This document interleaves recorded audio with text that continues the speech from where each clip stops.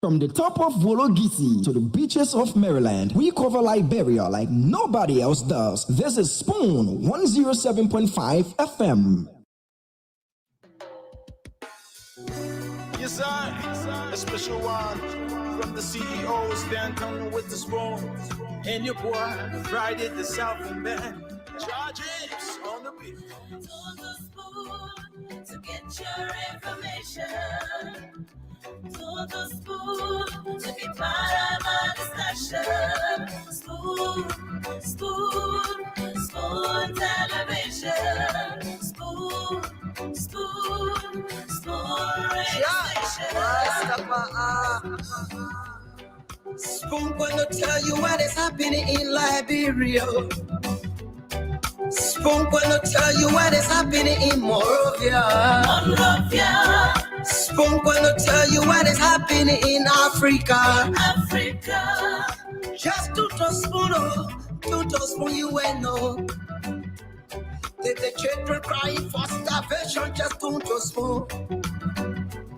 You want to get a news update, my brother, to spoon. You want to know what is happening in Monrovia, to spoon. Politicians want to make their decision, just to spoon. You want to know what happening in the ministry, to spoon. To spoon. To spoon. You from Fonjema, Maryland, to spoon. To spoon. If you eat kepa, congratulate my brother, to spoon. You got a Spoon TV, you got a Spoon Radio, to spoon. To spoon. You want to get a news update, to spoon. What? Yeah, Rastafari. Kilibamba, kilibamba, kilibamba, kilibamba, kilibamba, kilibamba. What I want? Yes, what you got today? Spoon TV. Spoon. Yes, what you got today? Spoon. Spoon TV. Spoon.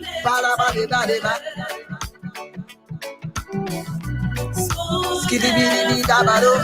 Spoon TV. Spoon Entertainment.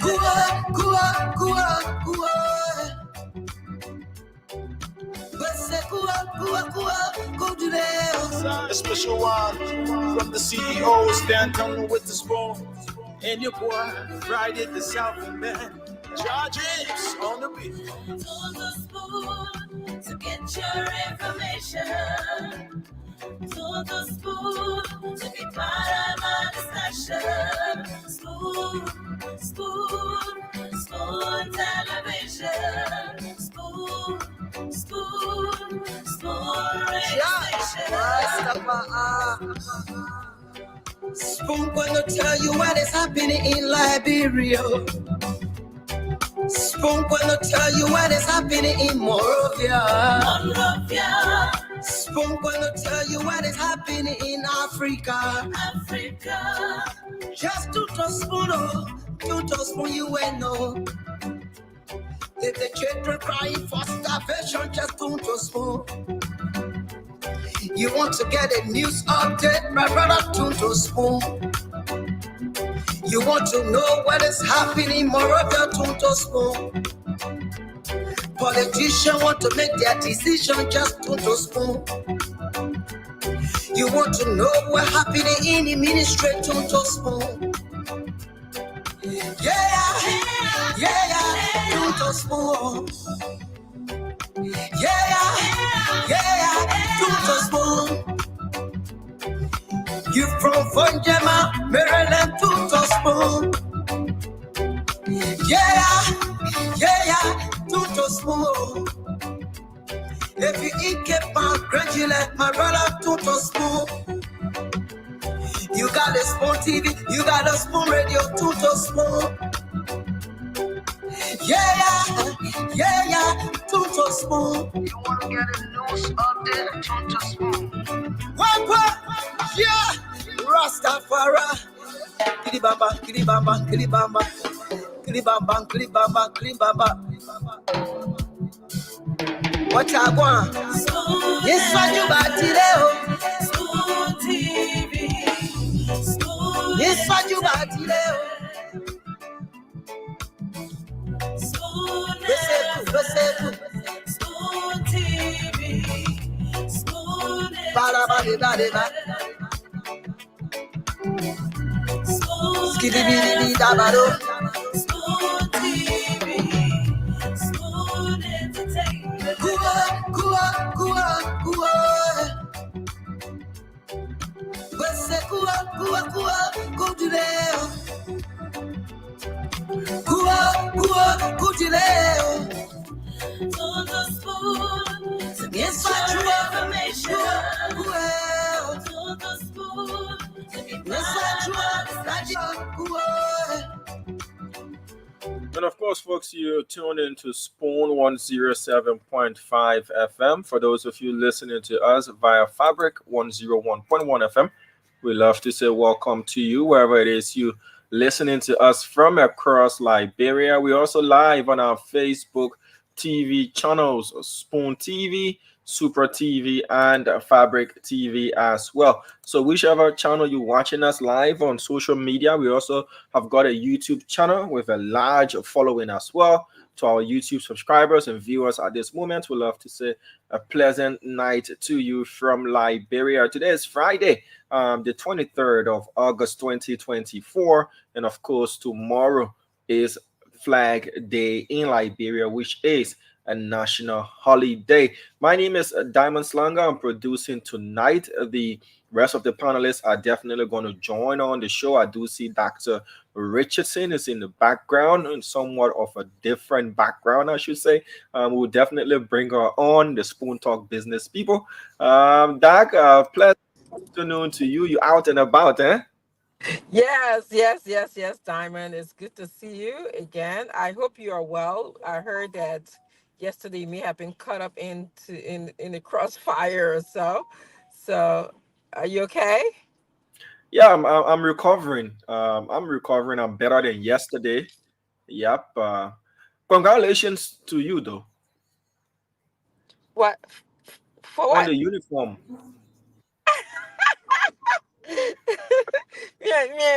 Nelson showed up in the same color yesterday, right? I know, and it's funny thing you didn't. I didn't even send in the memo that you had to wear uniform tomorrow. Yeah, Well, yeah. well, But I mean, yes. Well, I mean, yesterday that cracked my ribs. Going through the excruciating pains. I'm like, okay, so issuing uniform me. I didn't get the memo. I know I'll send you the memo next time. But anyway, it's great being here today. I'm actually not at my usual location because I'm on my way to support a member of the Bong Education Center Alumni Association who lost her father. And so Mm, it's a 5 or 6 hours drive away from home.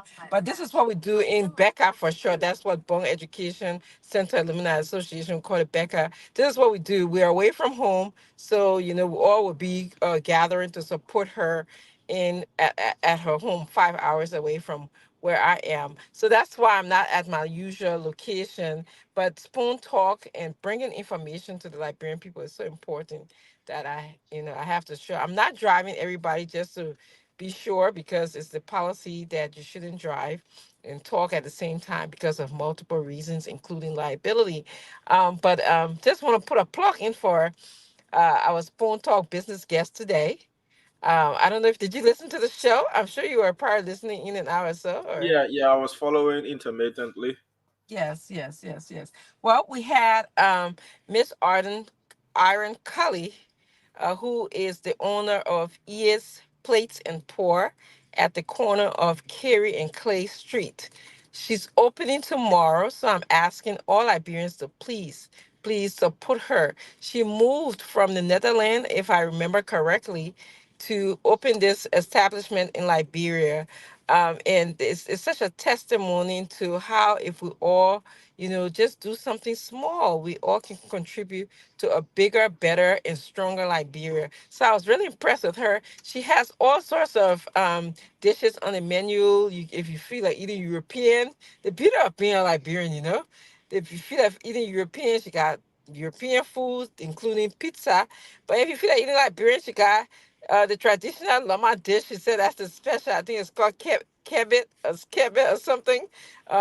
Or she has different types of tabagi. And then of course there's fufu and soup every day, which is one of my favorite too. So you can go and support her. She opens tomorrow. I think Diamond, you have the flyer there. You Jack, I mean talking, and the book and be looking at the flyer too. I send it to Yeah, you. Dr. Richardson, it's just extra charges, but based on your position, I'm sure it applies with the privileges you are entitled to. So let me put this up. There you go. Hey, hurry up now before Boom Breaker kind of disturb me here because you now want me to do this on his show. But so if you just joining us, people, you see, he told you to take it down, right? No, like you said, I should horror and remove it. So I should put it back. Yeah, please put it back. We'll get in trouble together. So you see, it's ES Place and Pour. Uh, it's at the corner of Carrot and Clay Streets. She's open every day. She serves breakfast, lunch, and dinner. I mean, the place looks clean. She has a little small spot there where you can just sit at a bar if you want to. And also, she has a little smaller area if you just want to relax. She told us today that you can get free Wi-Fi there. Wi-Fi, I don't know if the Wi-Fi services is available now, but she's working on it. Eventually, you'll be able to get free Wi-Fi service there. I saw the air condition somewhere, so it's cool as well. In Liberia, I love the heat and everything, but then sometimes I just want to just go into somewhere where I can just relax. So there it is. There's a legacy. The name is after her grandmother, who she said her grandmother didn't leave Liberia to anyone, so she feels compelled to contribute. So people, yeah, please let's support ES Place and Pours.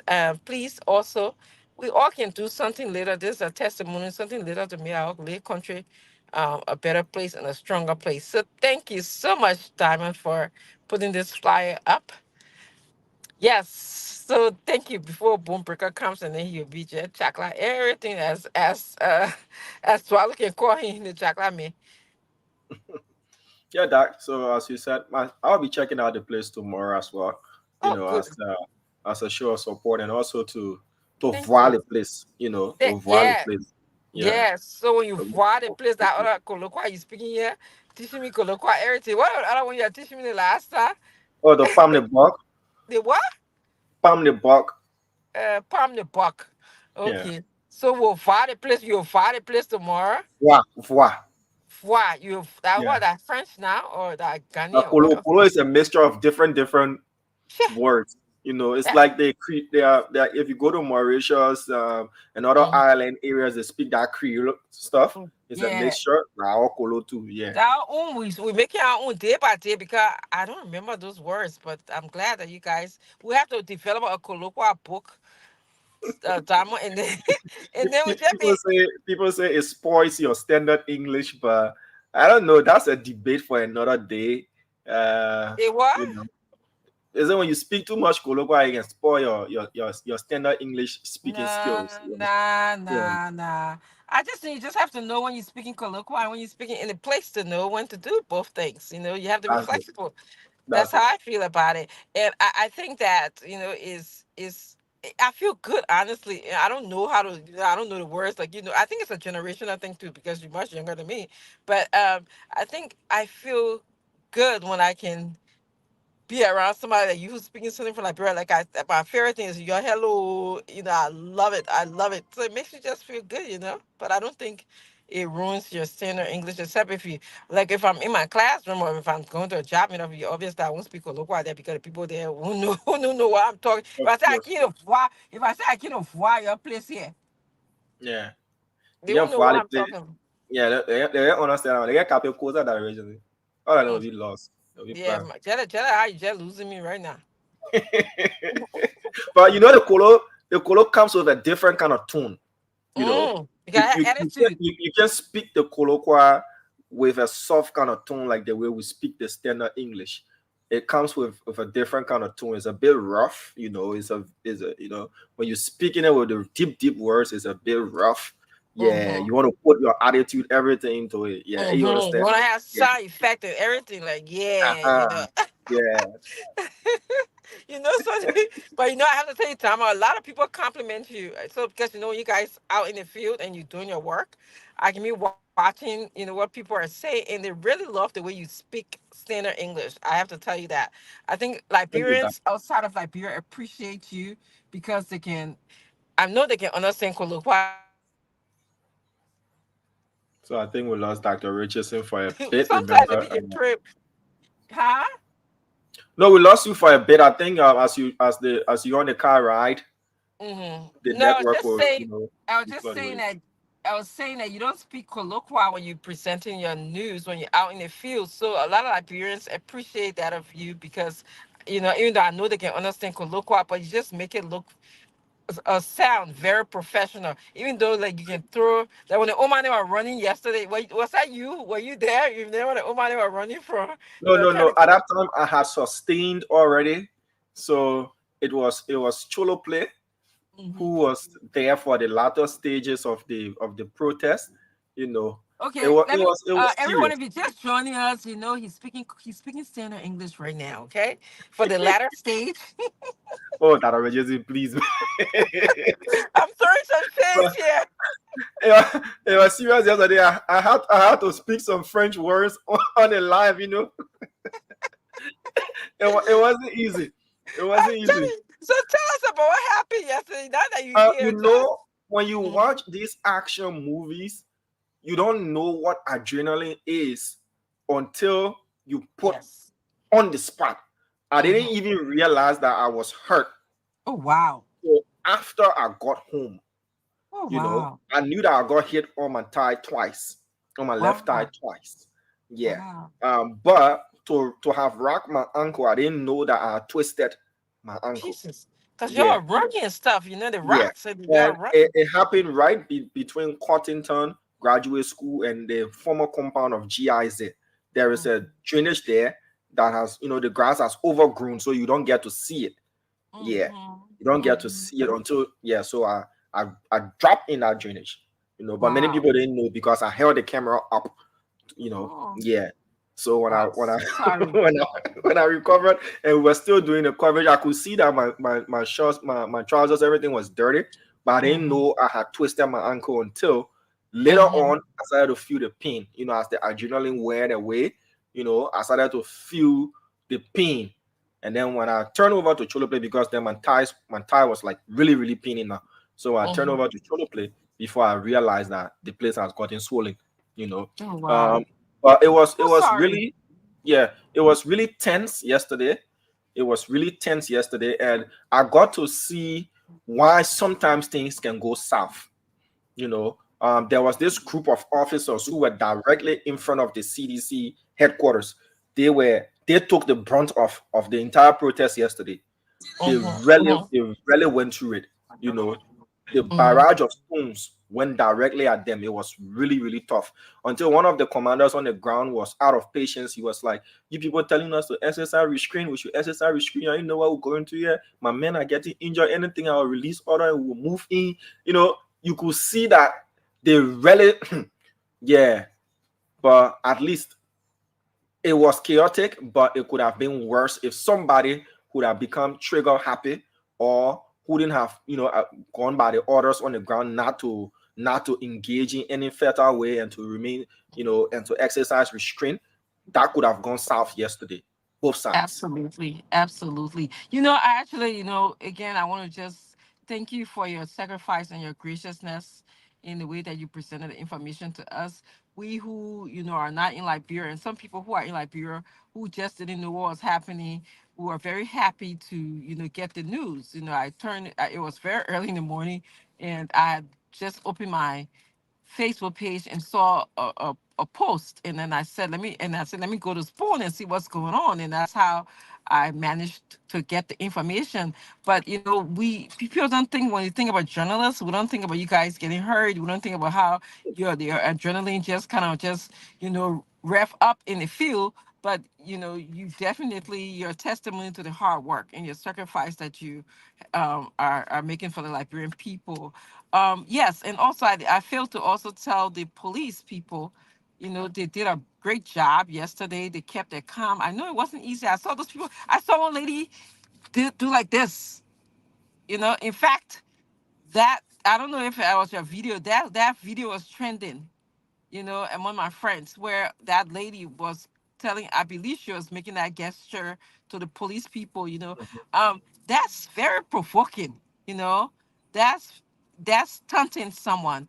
But the police, they were very cool. They stood their ground. They didn't act from what I saw now, out of, their protective mode. So I want to just tell them thank you as well. I'm sure we're going to go dive deeper into the story we did yesterday. Yesterday was a hard day for me because I was still kind of processing the information, just trying to figure out what happened. I still don't know what happened yet, but I'm sure you will expand on that story as well. But as I'm sitting in the car, I'll be joining you guys, from my unusual post in the car here. I'm not driving. My husband is. He's also listening to his music. Guy's earphone. The guy's earpiece in his ear as well. So yeah. So maybe you want to tell us what's happening in the country, and then also take some phone calls or add whatever else you want to add. Yeah, Dr. Richardson. I want to do that, and it was a team effort yesterday.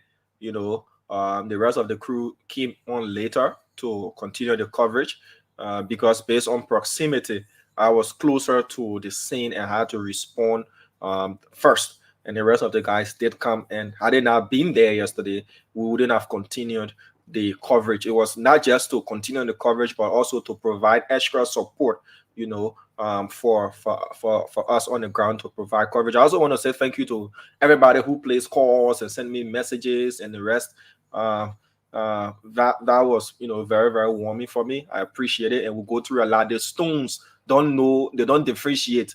The tear gas doesn't differentiate as to who's a journalist, who's a protester, and who's passing by. That is why you taught to always remain on the side that has got the greater force. But the breeze was against the tear gas yesterday, so it was always coming back as it was fired, because the breeze was coming from the seaside towards the road. So, but we're good, and we'll continue to do what we do. We just pray that these things don't continue in our country, because yesterday was a thin line. You could feel the tense in the air. You could probably punch how tense it was, and thankfully it didn't go as would have been reporting something negative than what happened yesterday. Well, I want to begin the latest news in the country with a good one. Remember, there was a picture trending on social media yesterday of a guy who was reportedly dead from the protest yesterday. The information that we've gathered as of now is he's not dead. He's alive. His name is Prince Zami.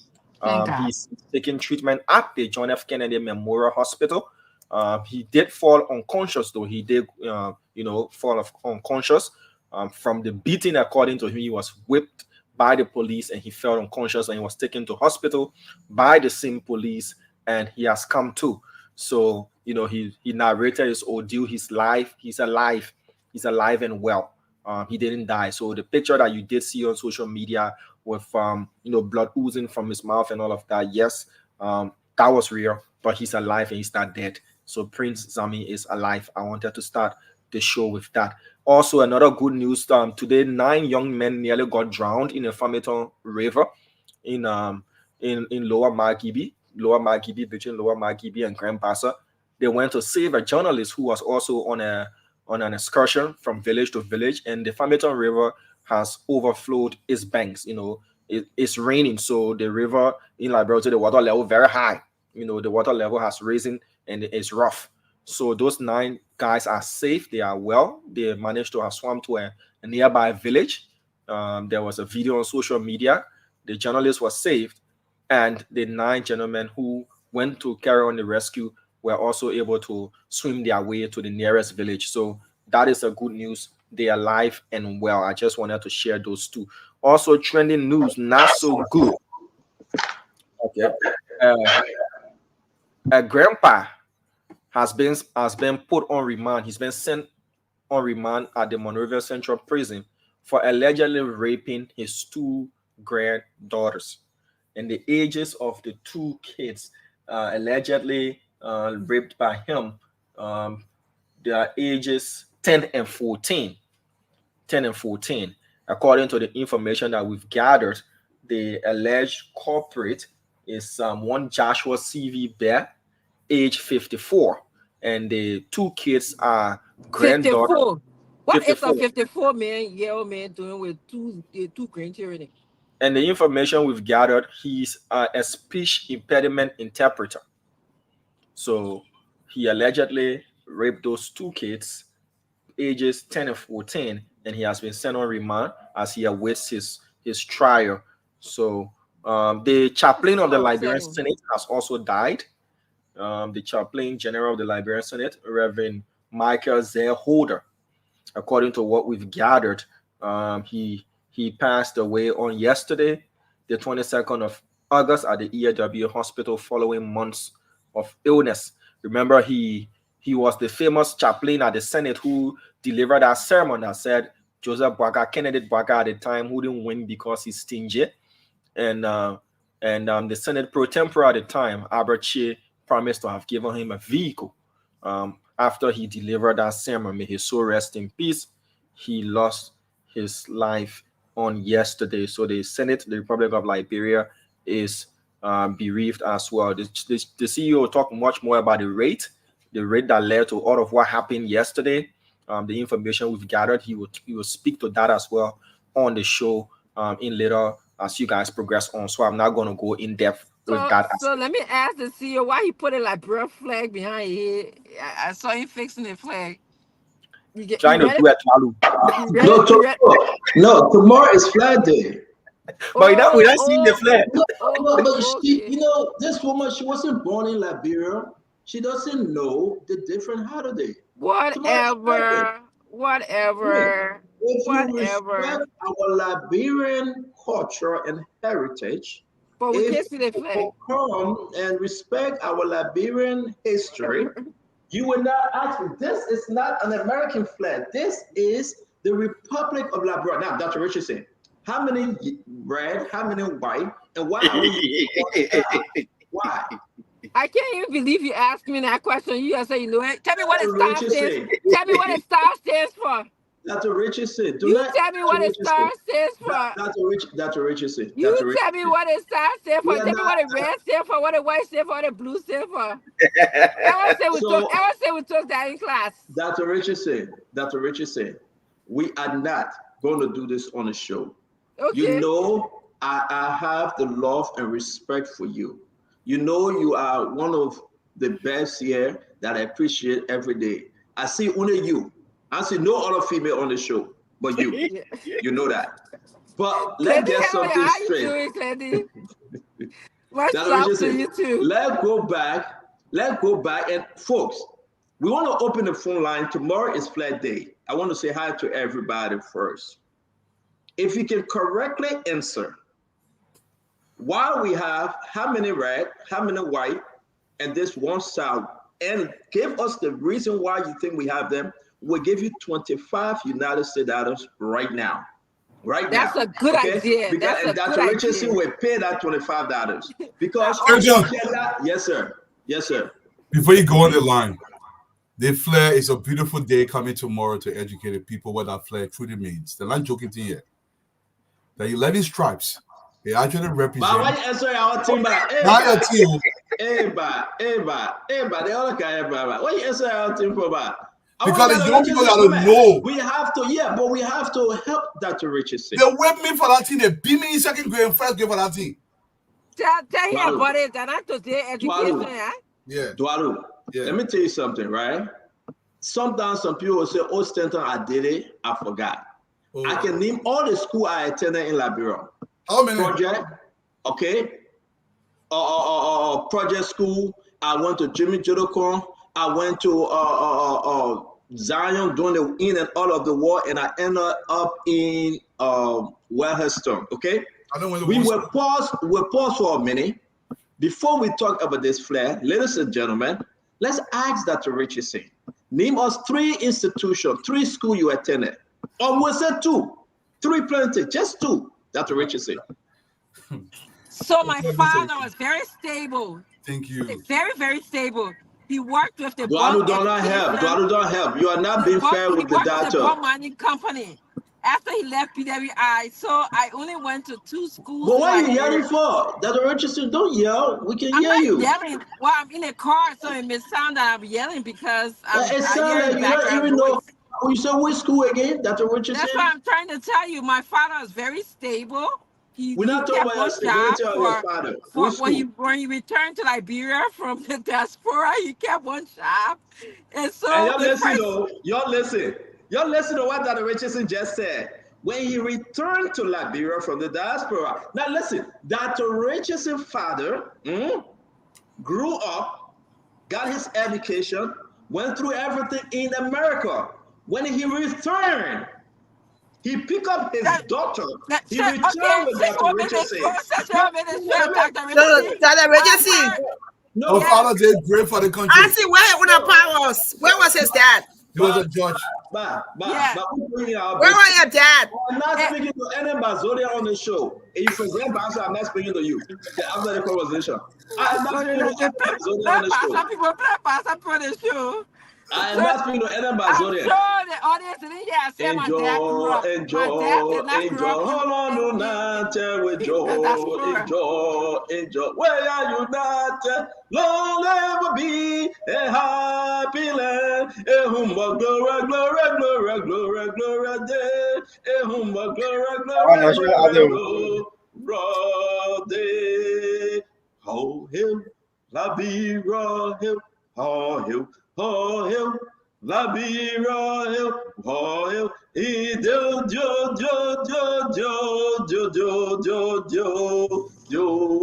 What a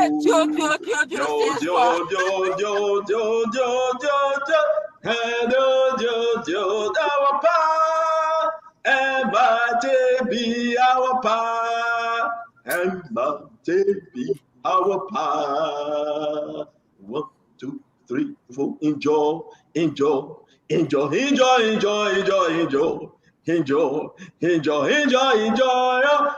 never be this happy land. Glory, liberty. Glory, liberty. Hey, Simon Canado. Begin. When Simon Canado go on the field, they yell, bam. Hey, ladies and gentlemen, boys and girls, don't forget tomorrow is Flag Day. I know Duadu want to say this because his people coming home tomorrow. We're going to have the Fulani community discussing the possibility of getting Liberian citizenship. Tomorrow, it will be one of the biggest shows. The Fulani will be in Liberia, outside of Liberia. They will come in studio. They will join us. We'll discuss everything. Their economy, their contribution to the nation, the children, the grandfather, how they got to Liberia. On this Flag Day, August 24th, 2024, they will be in studio to discuss an important issue. And that's why, on that note, we are raising this flag. We are talking about our Liberia Flag Day. You remember? I remember 100% in Jimmy Jodocom. Duadu, maybe you wasn't there. I'll tell you what I did. I'm an SDA man. SDA. Duadu, we want to laugh. Fatiga. We cannot add that to Richardson of this. We got a show in Brooklyn. Flag Day. We want to march. 1, 2, 3, 4. Zig. Hey!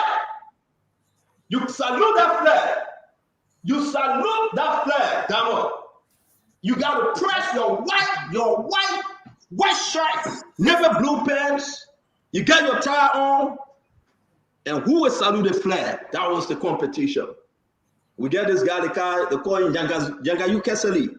They're from Tusafi era. Stanton. More. Yeah. So let me tell my story back. Let me tell my story. I know you're in Buchanan, you don't do this thing too much. We in Monrovia, Garnetsville, that's how we used to shine. We used to go to Garnetsville Town Hall. That's where we used to go and salute the flag. If you remember, I want you to comment on it. So, ladies and gentlemen, I will ask one more question, and we will put this flag down because tomorrow will be a great show tomorrow. But it's okay, Dr. Richardson. They got something they call history. You'll read a history book and you'll know about Liberia. You cannot tell us how many red, how many white. Do I will try to help you? He may say, he said 9 white. No, it's not 9 white. 5 white. And why? 6 red. And the meaning, and who actually put the flag together? What's the lady name? So before we go to the phone line, let's hear people that don't know about our flag. And we give somebody 20. No, you know what? You'll come tomorrow. We will spend, people are saying that they want to send $500. We will ask you a question about the flag, and every question worth $20 or $10 before we start the show with the Fulani. So we gave you this announcement. Diamond, please write it down. What's that The from now? Fulani. But hold on, Dr. Richards, I will soon go on Google. Hold on. The Fulani. Oh, why you will go on Google? You know it for Them boy. I kill. Yeah, man. The thing on Google, we're finding on Google. Don't give me hard time. Yeah, man. You're getting a whisper time. But you see, the Fulani is contributing $500. They want you to come join the show tomorrow. And everybody that will answer question pertaining to the flag, you will go home with good money tomorrow. The lowest is $10. The highest can be $25 or $50. They are sending $500 to Damo, and you will get it. Soon as you answer tomorrow, you will have your price tomorrow. The Fulani will come in studio. They want you to know about them, their community, and everything. So Fadiga, welcome to the show. Mr. Dualu, is all yours. I have to go on Google now to read more about this flag. So let me mute myself. Dualu. No, we already know. You gotta go read. Look, guys, they flag, all joke aside, don't forget about Stanton joke. This flag is very important. One of the reasons why you see Liberia check line, because the team that's supposed to hold together, we don't forget about it. But let me say this, that flag that you're looking at that, most people say, oh, the star stands for the first independent republic in Africa. But that 11 stripes on that flag, they actually signify the signatories to the Declaration of Independence. And what I want to do is I want to read those people's names that signed the Declaration of Independence, what counties they came from. Remember now, Liberia was literally centered in Sano, Grand Bassa, and Moserado. That was Liberia. Until everybody else had a Spanish before they got a dominant Conte, Grand Gita, way in the bush or whatever, before they got there. But in the meantime, let me just read the people's name. And yes, I did use Google. I don't know the people's name by heart. For representing Moserado County was Samuel Benedict. He signed the Declaration of Independence for Liberia. It's actually signed in Providence Baptist Church, right over there on Broad Street. In that church, the Declaration of Independence was signed. Heritage, that was from Moserado County. Elijah Johnson, John Lewis, out of Moserado County, Beverly R. Wilson out of Moserado County, and J.B. Griphorn out of Moserado County. From my beloved Grand Bassa County were John Day, Amos Herring, Anthony William Gardner, and Euphrey Taylor from Grand Bassa County. And from Sano County, it was also the Jacob W. Prout and Richard E. Morey. They signed that. But I wanted to understand something about the flag. The red, white, and blue 11 stripes. Let me tell you what they signify. And it's something we forget. Every time you kind of be talking about it. The reason I put the flag behind me, that 11 stripes, it actually speaks to more excellence and courage. More excellence. This is where I want to put my emphasis today. More excellence. The reason why the whole country check out, because we've forgotten about moral excellence. If Damo wants to do things straight, like that American way, don't bring it out. That American way is in strong in our flag, in our constitution, that morally we must be upright. If we're not upright, the country will not grow. That's your friend saying. You're muted. I appreciate you educating us about the flag and the signatures to the flag. I think about inclusiveness when I think about the flag, how those people wanted to make Liberia inclusive place, an inclusive nation. So they braved their way through. And it took bravery to be able to come on and say, I'm going to sign a symbol to represent the inclusiveness of all of us. So that's kind of what I take away from the flag. I mean, obviously, the red stands for the blood that people suffer for, they die for us to jealously protect our own country. So that's what I want to take away from there. So Yeah, I'll turn it over to that difference. I'm sorry. Hey, the Grand Gina thing was just a joke, man. People, hey, Coach go. Palu, why you coming get rebuttal for that thing? Yeah, man. I'm bringing people back. It was just a joke. No, not a joke. Yeah. Yeah, man. All right, sorry. Funny guy, man. Okay, everyone said it when I'm dead. And nobody when I I'm give dead. you one there. I give you when I'm dead. There. But Yeah. they started something that I said for the inclusiveness, the future inclusiveness. They started something because they knew Liberia was going to be a greater place, a better place. So it is left with us now to continue to I do won't it. begin to do that joke. God, man. My own grandkid county was not there. And the When I'm whole dead. Maryland was next in 1958, I think. So it was Yeah. not even there, right? Maryland People was in one of Liberia, I them. think They were another colony on their own. Yes, and they were Yeah. next. China was another colony on its own. Yeah. Yeah. Yes. That's why I So- used the word egg next, right? That's what the Yeah. word they taught us in school. Yeah, that flag, though, that difference. In Buchanan SDA High School, since Glenn will remember this, I can still remember. If you even miss hoisting that flag, if I want what children in Buchanan, when they bring the flag down, you got to stop. Everybody got to stop. You remember, Fadiga? They're bringing the flag gotta down. salute it. Anywhere you go, you got to stop and wait until. So there was a tremendous reverence. They'll blow the whistle. Yeah, they'll blow the whistle. They'll blow the whistle. But these days, you rarely see that happening anymore. Yeah. Yeah, 1857. Thank you, Parsi Harris. Thank you. Well, according to Google, they say he was part of the signatory to the Declaration of Independence. You could be right. It's something we have to verify, Percy. You might be right. Yeah. So, Glendy, you got anything to say? So just I don't think the flag, the women are celebrated enough for the flag because they were all women. Yeah. I think it's Susanna a significant thing about the fact that women was in the onset of our Liberian history. There are also some similarities. The flag is similar to that of the United States. The history tells us that those women who sat to make the flag, that they were all also from the United States at the time. One thing that when you look at the irony of the flag is that they tell us that the blue in the flag represents the continent Africa. And that Lone Star, the Lone Star at the time may have been the only African country at that time. But I think it was significant that the men, they didn't know nothing about sewing. Yeah. So they didn't get the women and So, the credit that Lenny, they need. the question is our flag original? I know you say yes because it's one of its kind in Africa at the time, but is it an original idea to look at the Liberian flag and say this is an original idea, or you can say it was, taken from another one and made into what it is? So I would think it's still original. I think because when you look at history, it talks about the similarity to that. I don't think the structure has changed as it relates to the colors that they use and all those things they used in 1847. But I'm not a historian. But I would think that I don't think now if you say is it culturally representative of our continent, Africa or Liberia, then that's a different question.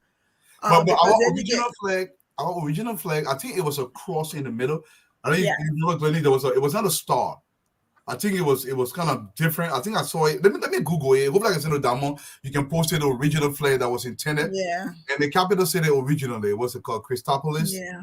It was not. I mean, for me, I wish we called it Ducor, really, and not after James Morone. But the idea of, I think that the idea of originality of flags meaning country is not Africa either. It's not Liberia either. So we can't say, that the flag is original to us or not. But what we can say is the women had ideas of how to make a symbol that would represent in Liberia at the time. So we saw that the blue represented darkness that was in Africa, and this one African country gained independence, called this country called Liberia gained independence. We saw people, there was a lot of bloodshed in the country, you know, the redness of the flag, the stripes, the red stripes on the flag. And of course, purity, which is the white, that's what the white is for. The idea of like country being virgin, like a virgin country, the country being Lord, as it is now, to some extent. Like the internet. Now your internet breaking up. I think you're driving. Fadiga, any 2 poll you gotta pull in there. Hey, my grandchildren people, I hold your phone. I saw me. Somebody's asking whether I'm from Grangida or you were using it as a reference. Yeah. So yes, I am from Grangida. I'm from Tuzon, to be precise. And what Dalu said about Grangida was all a joke, and we all know that the reality is Grangida became a part of the Republic of Liberia later in the 1900s thereabout. So sometimes we have to take these things and stop taking them as discriminatory or any kind of stuff. Yeah. You know, we go from there. Fadiga. Well, the flag, I just like the controversial part of this whole flag thing. That is not African enough. If you look at it, doesn't bear the Africanness, the green that most other African countries have. And that has been the talk for years. I think everything that we had in this country before and after independence should remain as it is. It's part of our unique history. This is a land that the first black folks that said they had a right to self-determination came back to Africa. This is the Africa First Nation. It shows our close ties to the U.S. I don't see what the green adapting some African color would change. You know, I think history should be left alone. And anybody that tried to alter history is doing the wrong thing. You have to alter a lot of stuff. We see in America some of the things African Americans still having to deal with here with history. You know, try to rewrite some of the things that happened like it didn't happen. It happened.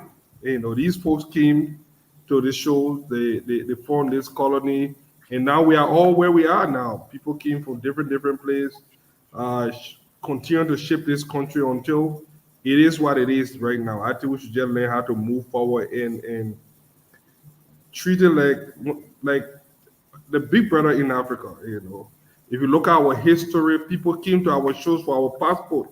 This was the Black Mecca. I know Hugh Masekela. I heard even a lot of those. Mary Makipa.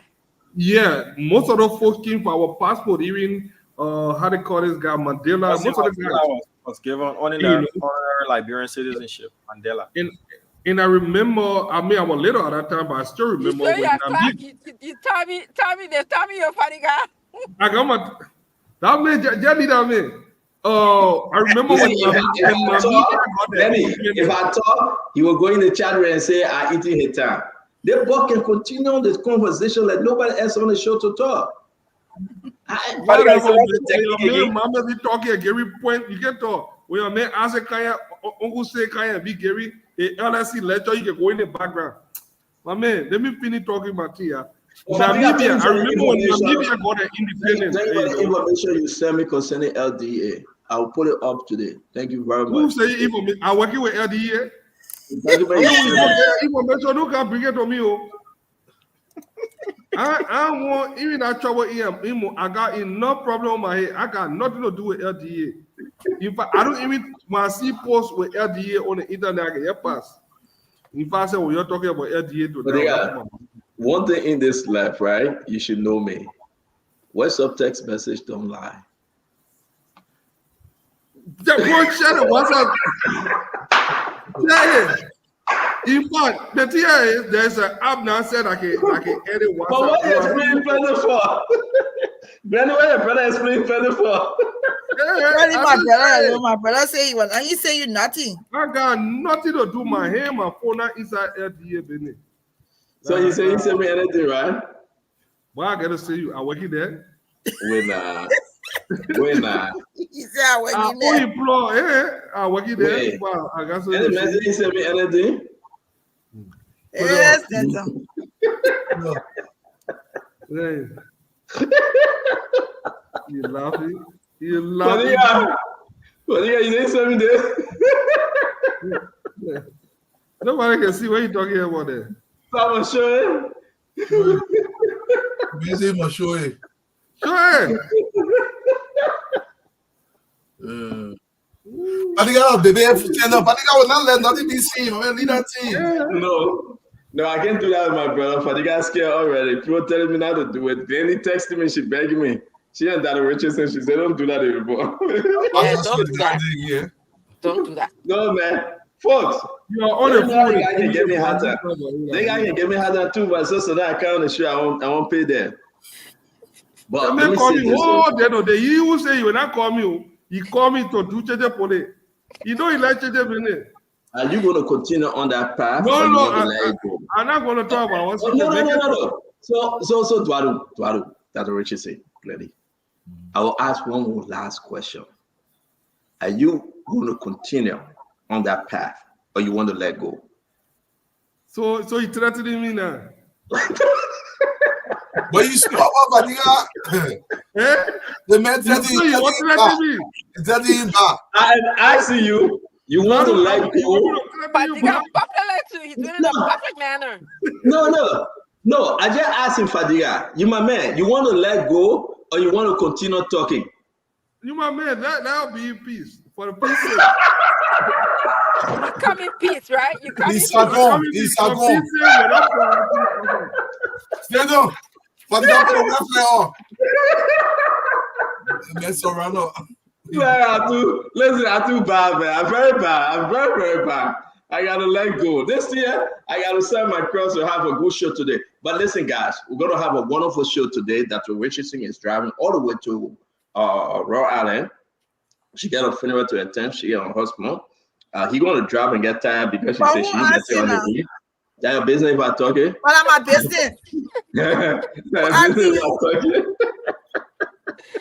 Oh, Lord. So then I change it for the Friday. When you know about me talking. When you know about me talking. When you know about me talking. Be somebody oh when you know about me. When you know about me talking.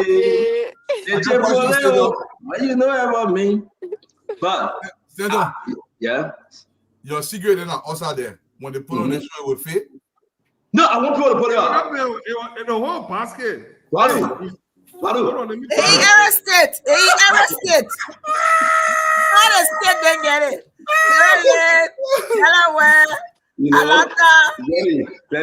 Glenny, when the men are talking, they laugh. Don't put your money. Hey, what is good? Glenny, That's talking to me. Glenny, when the men are talking, just laugh, enjoy it. Don't put your money. Hey. I can get more fair warning you. When the men are talking, just laugh. Don't put yourself there. I say your story arrested. Anything you want to talk. But still don't answer the question. What's the question? When they bring your dirty laundry outside, it will fit on the show. You can't say. You can't. That was The thing is that for me, when they never put all there. Please, I come too. You put in the welfare. I'm not. No, I would never. I'm a warrior. I can't. I can never put a flat up. Warrior. I can never put all that. Warrior. I'm a warrior.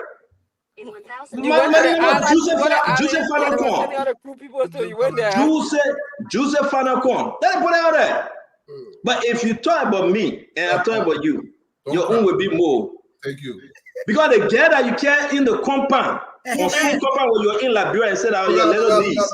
No, let go. No. You forgot. No. Wait, Glenny, let me say the extent to the guy. You forgot that we got CC camera. Yeah, I'll leave it here too. I go in. Come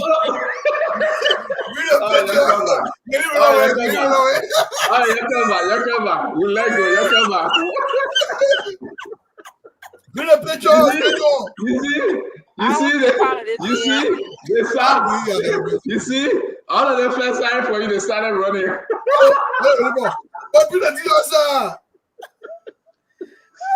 of them felt sorry for you. They started running. No problem. I will not say Eduardo. No, Madam Titi stopped me from saying it. When you said that night, Madam Titi stopped me. I believe that your web never seen like that before. Whether she your mom, sister, daughter, or your grandpa, grandchild, whatever she may be, you have to. Okay, where she coming? Boy. Yeah, man. They got, you know that Basa girl, she got fair skin like Glenny. She know Basa girl, she got fair skin like Glenny. She on the skin inside. Fair skin? Oh, but wait now, you asking me, you don't know. How you ask? I don't know, boo. Come on, tell me again.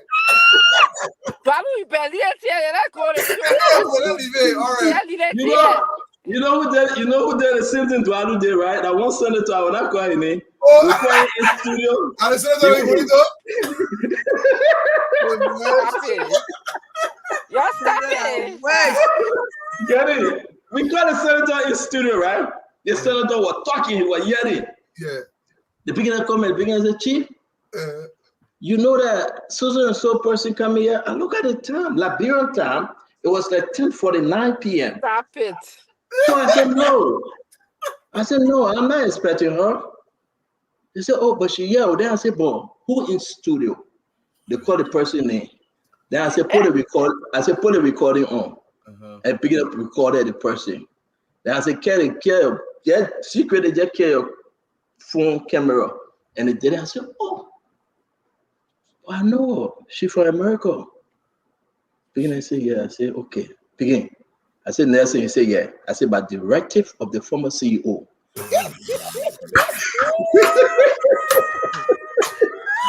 I said, by directive of the former CEO, I don't want no picture. I don't want no video. I don't want nothing to be seen.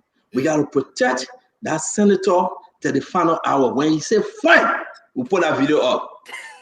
Then I called the senator. The senator said, oh, she also? I said, yeah, my man, are you bring it in? The senator said, my man, I beg you, tell Piggy to delete it. I said, okay, guarantee it's done. No, don't call nobody, but when I call their own boy. I mean, here for 2 minutes that are Francine, me and the wife going somewhere, so you're going to say, you know, I will be in the intro here. Oh, you and the wife going somewhere, then you get involved in conversation? Okay. Need that team. Now, where that garage? I want to get more. But I want to say, let's see, everything we say is a joke, it's nothing serious we're playing. Let's get into some serious conversation before Duadu leaves. We're going to be joined with the rest of the team. I want to say something troubling happened. The story from yesterday about the LDA, the CDC compound, the Liberia National Police, whether you had a writ of arrest, warrant, and everything. We have a lot of information now to share with you. Yeah. Now we flip side to the banking system in our country. Guys, it's getting scary. The banking system in our country, the bankers, CEOs, and leaders, they met President Jose Iman Boakai. They went there with Henry Samoa, and they appealed to the president. Mr. President, we are underwater. If they say underwater, they're in a bad shape, and we got to give this information. And they appealed to the president and said, Mr. President, it's Ray. Liberians are suing our institution to Adu. I'm sorry that you're going. I want to come to you first. Kalando is walking with 3.5 million. I get the whole list, all of them, the amount of money they owe. Arthur Johnson, Kalando, and everybody else. If we pay this money to those people that are suing us, all the banking institutions in the country will be closed. We want you to help us. We have the letter. We have the banking institution and the amount they owe to those individuals. The people sue them. Kalano is walking home with 76,000 every month for the next 2 years. He was awarded $3.5 million. We have it.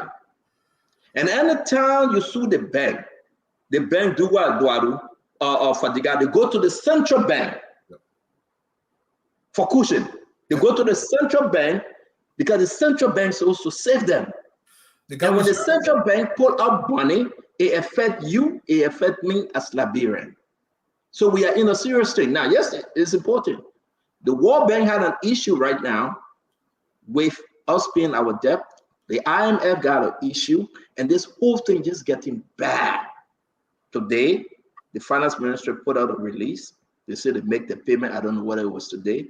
The letter that is sent to Acting Minister Myers, will read the letter to you and everything. But I want to announce that Emma Glasgow will be appearing here on the show. Fishery, NAFTA, Emma Glasgow. She will be appearing because these are allegations that she misappropriated some funds. She responded to those allegations, and she's coming on the Spoon Talk tonight to speak on this issue. It'll be an interesting show. Share the program. We're going to pause. We want you to share, every one of you right now. Go on your social media, Facebook. Just go on Facebook, go on Instagram, go on YouTube and share the program. Spoon FM, Spoon TV, Fabric FM, Fabric TV, Super FM, Super TV, and just share. Again, share the show. And God bless you. Eduardo, I know you're supposed to go, but go ahead. You heard our conversation. Talk to us. I know the government wants to build out these banks. Mr. President, the diaspora citizens are trying to raise some money. This is why I presented our paper to your office. Look, you give us the $2 million, we raise our money, we refund the government our money, we can invest heavily into the country. If we don't do these registrations legally, we cannot accept people money. If the government has a little bit of change to spare, you cannot be building out banks that make poor decisions in a way that burdens the government. If the Liberian citizens here in the diaspora, you came to Providence, you spoke to this country, and you did say you were organized in a way to incorporate us to help develop the country. The people are willing to start contributions into the diaspora account. But we cannot accept money if we don't go through the proper SEC registrations and requirement as mandated by the U.S. laws and regulations. This costs money to do. And some of the money I spend some of my own personal money, but there are so much more money that is required to set up the systems, to set up the infrastructure. Like I said before on the Share Network, Fidelity is willing to host the account, to become the depository, to hold the money in trust until the money is raised. But the platform has to be built. It costs money. How us the money? If you got I'm not understanding you. So it costs money to build the platform, and what you want the government to do? The government. So this is what I want the government. I think I'll send you the paper. I can send it back to you if you don't have it. I presented to the government. We need anywhere from $1.5 to $2 million. You understand me? And most of that money will go towards registration because I need 5 people to come on board to go around to raise this money. These people have to get paid. I'm not paying a substantial amount of money, but these people got to leave their job. They got to do this full time. I went to Fidelity and JP Morgan Stanley. What they've said is they are willing to host the account. So basically, it's Stanton give $1,000 because I don't want nobody money to come to me. I don't want to take nobody money. If Stanton give $1,000, it will go to a Fidelity account. Fidelity will send you your receipt as an investment into the Liberian Diaspora Corporation. They will hold the money in trust. So if we have a 1-year agreement with them, we take 1 year to raise the money. Whatever money we raised at that point, now Liberians can start contributing into that fund. The fund, once we raise the money, we can decide to invest in rest production. We can invest into the coastal highway. We can invest in anything into the country. We can build a new hydropower plant. You're muted. Okay, I understand. Maybe we'll have a whole show to that. But you want the government to give you 1.5 million? Yes, not giving it to me. They're going to borrow. Yeah, if I say give you now, not to you, but this project, you want the government. Are you guys requesting it as a loan? Yes, it could be a loan. We give them 2 options. It could be a loan. The government can be an investor into the Liberian Diaspora Corporation where they're going to own share. But the goal is going to be a loan because once we raise the money, we'll have enough money to give the government back the money. But here's the beautiful part. Now we have money to build factories in Liberia. We have money because a lot of Liberians, Stanton right now, I got maybe close to 3,000 names. But then you make it don't let me interrupt you, please, because you got a lot of 3,000 names. Can the 3,000 raise 1,000 each? You can't take people money for investment purposes in that fashion. It's illegal. Oh yeah? Yeah. Okay. I can't risk it. I know Liberian people. Oh, Dwalu, no, I don't want to touch the money. No. So let's go back. Is it illegal that I gave you 1,000? Dr. Richardson gave you 1,000. Glenny put in 1,000. Fadiga, you say no, you don't want it because it's illegal. If it's for the purpose of, if you say I just want to take the money and all I was doing, but if it's for investment purposes, that is you have to go through financial institutional guidelines. Okay. Regulated by the SEC, because the goal is to raise the money for investment purposes. Remember now, we are Americans, we are Australians, we are New Zealanders, Europeans. So the money will come into this fund. Once it goes into the fund, like what the Ethiopians have done, the Eritreans, now we set up a board. That board will say, Dwalu, you gotta invest in an 8-lane freeway around Monrovia. They're not free. We're gonna tour that road and then we pay by the investor. So let's say you get 1,000, maybe you get 30% on your 1,000. I got you. So basically, I got you. So because people are asking them why you can't collect it, but there's a reason why you don't want Glenny 1,000 now till it is well established under the law. Yeah. So yeah, but I mean, it would be good for us to have that conversation. I think people in the government loving this idea. You met the Acting Finance Minister. Idea, like I said, I put the paper together and I gave the concept document to them, and I said, listen, if y'all want me to collateralize it, I have enough asset that is worth that money that can be used as a collateral if you don't trust that the money is going to be repaid. So I trust this so much to the point. But can you just independently, individually bring up the 1.5 million? This is what I'm going to say. I'm not going to tell you yes to that. I've been to I have some assets in the country that could raise close to that, but I don't want it to make this about Dwalu.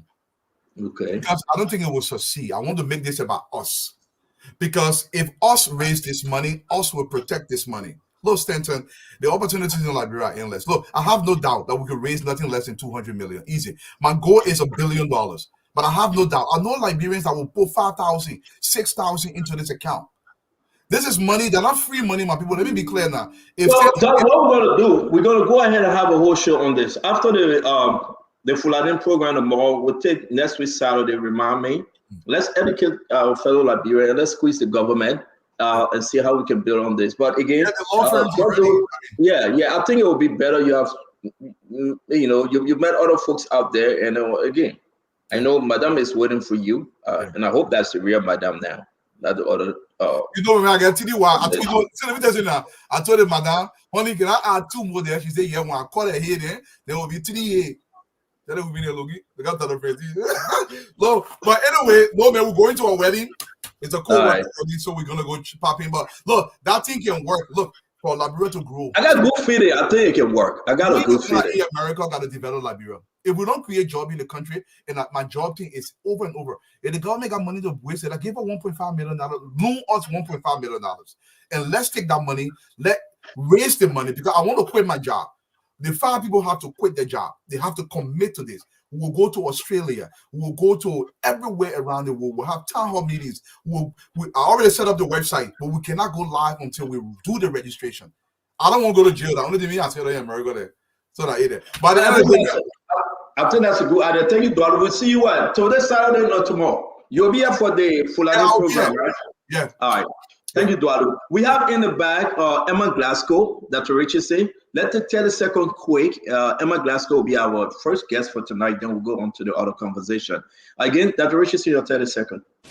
Well, it's good to be here today, even though I'm traveling. The first conversation you were having about the bank, it saddens me that Liberia will be bailing out, the Central Bank of Liberia will be bailing out private banks because Kalano reported that his money was stolen from his account, from what I read. And so it's human error or human behavior that's causing our country, the Central Bank of Liberia, to lose money in that fashion, and causing the Central Bank to bail out a private bank. So this puts us in a lot of trouble. I don't know. I don't think we should be bailing out banks in that fashion. What happened to the insurance policy of the bank? They don't have FDIC in Liberia, right? No, it isn't here, man. FDIC.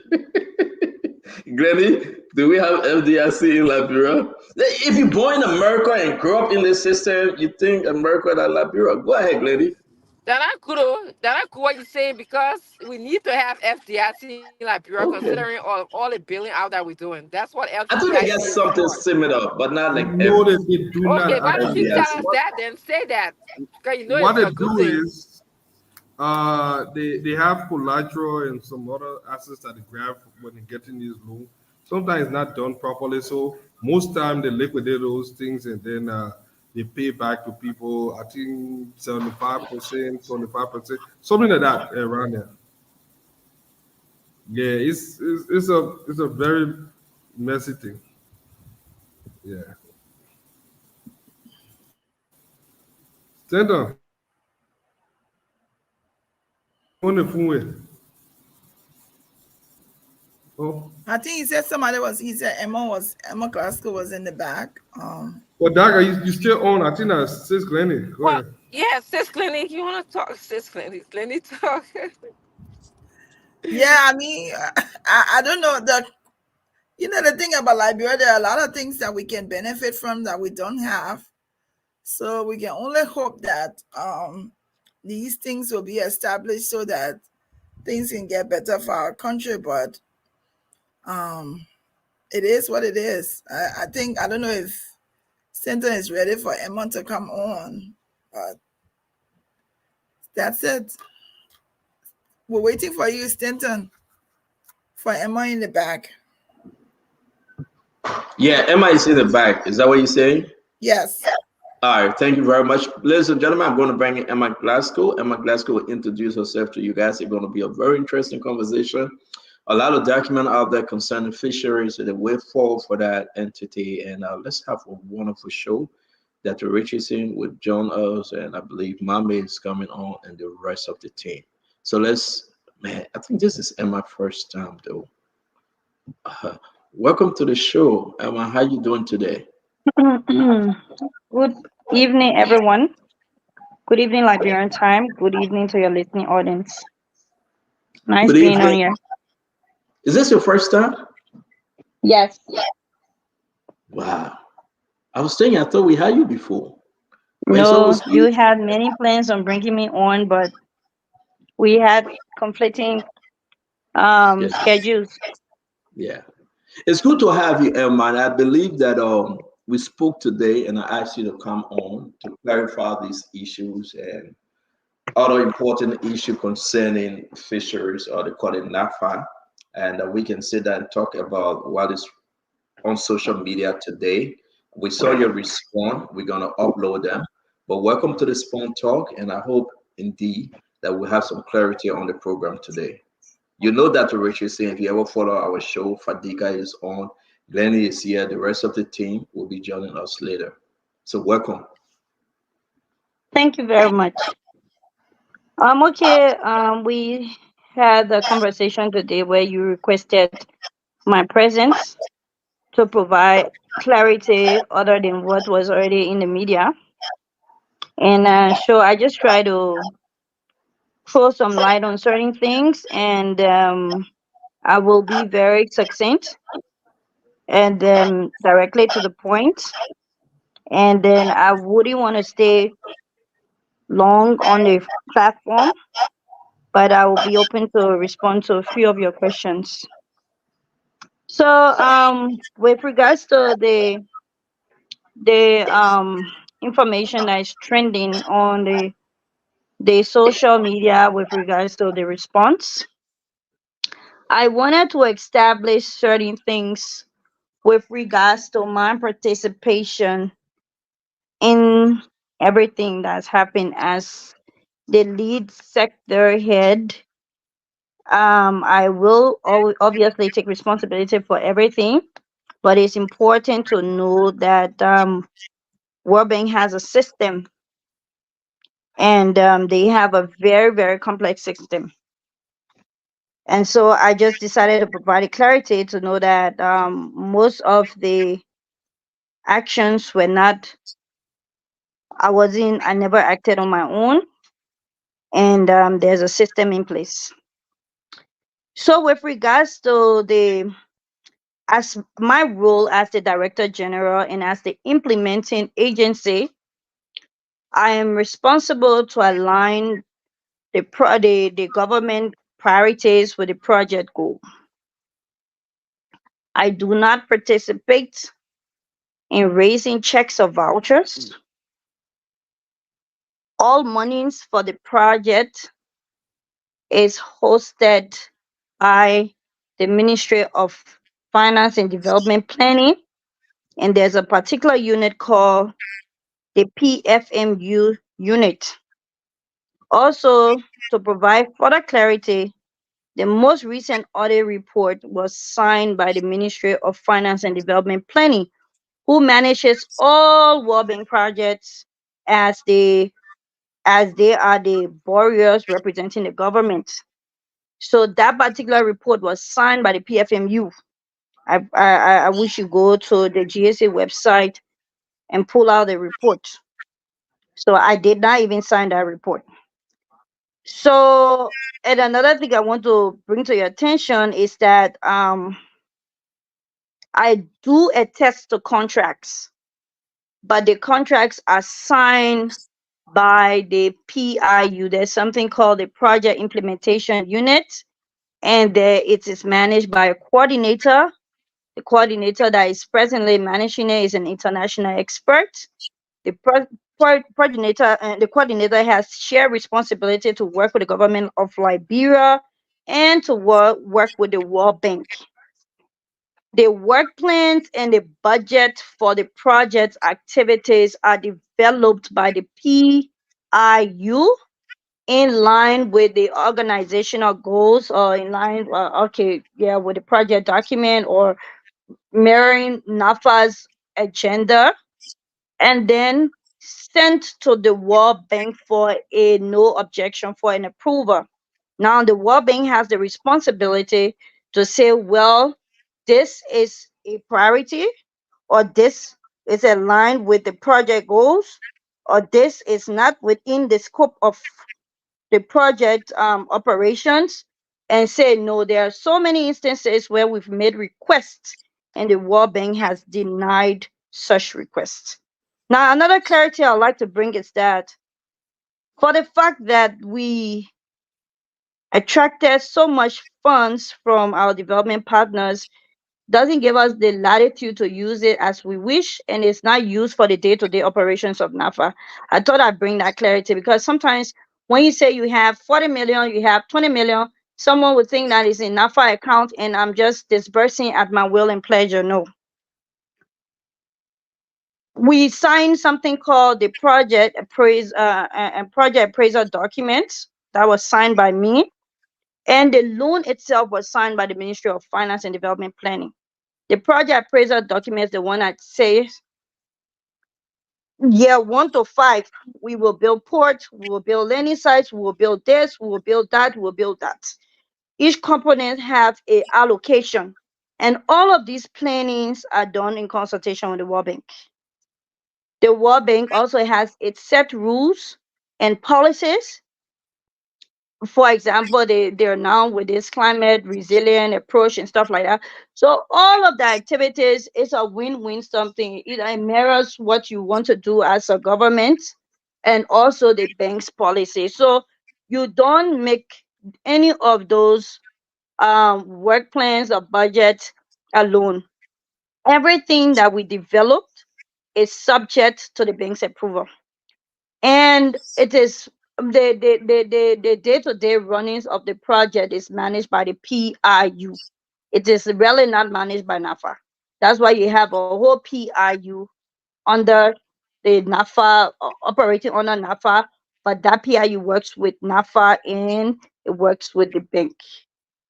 And so when I test contracts, all of the contracts go through scrutiny.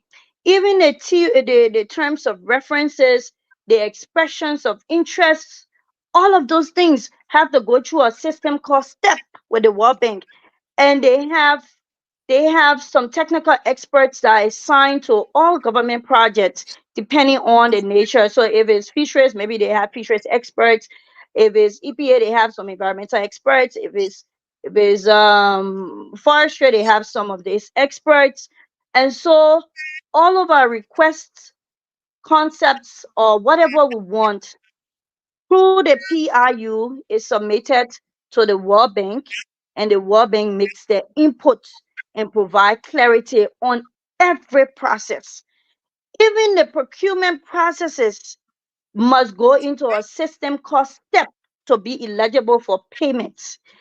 And after it is approved by STEP, we have something called we set up the evaluation panel. The evaluation panel will also get the World Bank involved in evaluation after they've been shortlisted.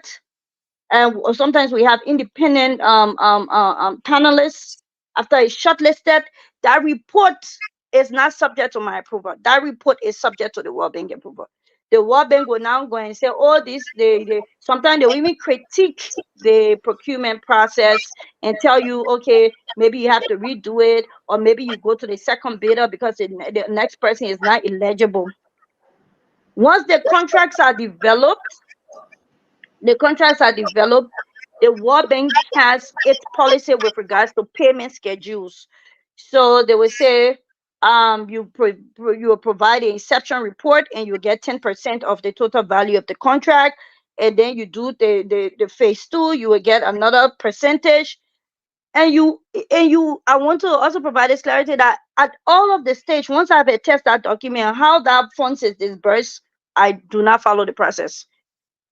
Once the project coordinator find out that, okay, phase 1 of the project is developed, he will write the bank for payment. The bank will clear it and authorize the Ministry of Finance to make the disbursement. So it is a complex system, and there is no way I can act on my own.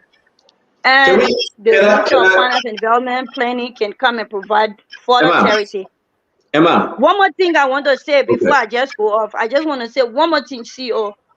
With regards to this particular letter, there was a request from the Ministry of Finance and Development Planning to restructure the project. So sometimes when you go 1 or 2 years in a project and the government has identified new priorities, so the government will make a formal request that, okay, we don't want to build port again. We want to do this or we want to do that. So that request will be sent to the country manager. Then the country manager will send it to the headquarters for the board of directors to approve it. Sometimes it takes 6 to 8 months. So for this very purpose, why I got this notice was that the former bank team had spent 4 years. After every 4 years, they bring a new bank team. So after the first 4 years, during that period in September 12, when the former ministers requested that we should restructure, 2023 July, that new team was transitioning for a new team to come in. And that restructuring should have been approved September of 2023, the election year, when a new team came. So that process was not completed, the restructuring, but in consultation with that bank team at the time, they said we should develop a work plan that mirrors the restructuring, and we should develop the budget, and we should do the implementation. So in my clarity, in a response, I provided evidence of the request from the finance ministry to the World Bank for the restructuring. I provided the no objection that comes from the World Bank itself. I provided the work plan that is subject to approval and the budget that is subject to approval, so as to prove that we were in consultations with the World Bank with regards to the implementation on the activities of this project. So that is what I wanted to provide the clarity on. It was not as if there was monies unaccounted for. And then the particular report on this project gives the best opinion that it's a unqualified report. So the major issues, I think, was that the restructuring was not completed, and then the former team had agreed for us to implement certain projects. That was just the issue. But it was not as if I acted exclusively on my own, and I thought I should provide a clarity. You're always welcome on the show to speak to this Thank you. issue, and we appreciate that you know, avail yourself tonight to come and speak to the nation on this issue. Again, I want to say thank you very much. Please allow us to ask you some questions. One of the main reasons I brought you is because of this letter. This letter is circulating on social media. It's nothing new. Everybody, I mean, Glennie, I mean, you guys have seen this letter, right? I believe your habit is in the chat room. It's all over folks writing on this letter. Now, but this letter, Emma, again, you did an entire overview. Let's speak to this letter. Can you talk to us? Who wrote you this letter? Why they wrote the letter? Can you hear me? Can you hear I'm me? hearing you. All right, Yeah. can you tell us and our followers who wrote this letter? Why they wrote you the letter? And what I mean, what's the letter informing you of? Then we will draw our question. Because you also Okay, sent us, so you also sent it's us your nothing, response. not a big deal with the letter. I think there was just one line saying that they did not receive a request for reallocation. But I had to request this. I had to reach out to the Ministry of Finance today to make sure that they provide this information to the new bank team. Apparently, maybe they did not. I don't know whatever the case was, but they were concerned was that that particular letter that I furnished you with, they had not received that request, and so I reached out to the Ministry of Finance, and they provided that they had sent the letter there September 12, 2022. So I don't know. I think it's from that point whether they acted on it, on that team acted on it, or whether they submitted it. But that was just basically it. That the standard process of restructuring the entire project before reallocation wasn't completed, and then the other team had instructed us to go ahead with it. But there's the way the system is Let me, designed, there's no way I can act on my own accord. It's yeah, actually we will get impossible. there. We will So get there. it Let's was start with something. referencing the restructuring. So let's get on something real quick, and we will get to where you're talking about. And again, the second paragraph of the letter say it was addressed to you, the Honorable Madam Director General Glasgow. It's saying that the second paragraph, this letter serves as a formal expression of our concern with the report content. The document contains factual inaccuracy and with allegation that fundamentally mischaracterize the role, priorities, and action of the World Bank. This is a new group coming in. Were they misinformed? They turned over from the old group to the new group. They didn't get all the document and all the information that they wrote you this letter and say mischaracterize the priorities of the World Bank. Can you talk to us on it, please? Yes, so that one was what we referenced. What they were referencing was that it was just a report I had presented to the project steering committee on different challenges that we had encountered in the project. So when I developed that report, and then I presented to the country manager that this was the report I presented to the project steering committee, and they had some objections to my position, some of my positions, and I think people are making it as a big deal. It's not a big deal. In multilateral or bilateral relationships, there people have different positions. So your government might take this position and the bank might take that position, and I might say, oh, the bank is trying to do this, and the bank will say, no, I'm not trying to do that. It was really not a big deal. It was just a report, and I even put a disclaimer. So I was presenting to the new Court of Ministers, who represents this project steering committee, on the status of the project. So it was not really even a report that I had addressed to them or an other report, but I scoped the whole operation of the project, and I said, okay, we're having bottlenecks here, and then I think maybe the focal person is not doing this, or we're not doing it, or the coordinator is having this issue and having. So I think they were responding. It was their position against my position. And then with regards to the restructuring, then that's when they also mentioned, because I think in my report, I had mentioned something about some controversial, the same purchase of vehicle that came up 2022. That was the same thing I referenced in the report. And I had said that I did it in consultation with the former bank team, and they said, but there was no official request for restructuring as this was not an item agenda line, but it was an activity in the project for administrative support.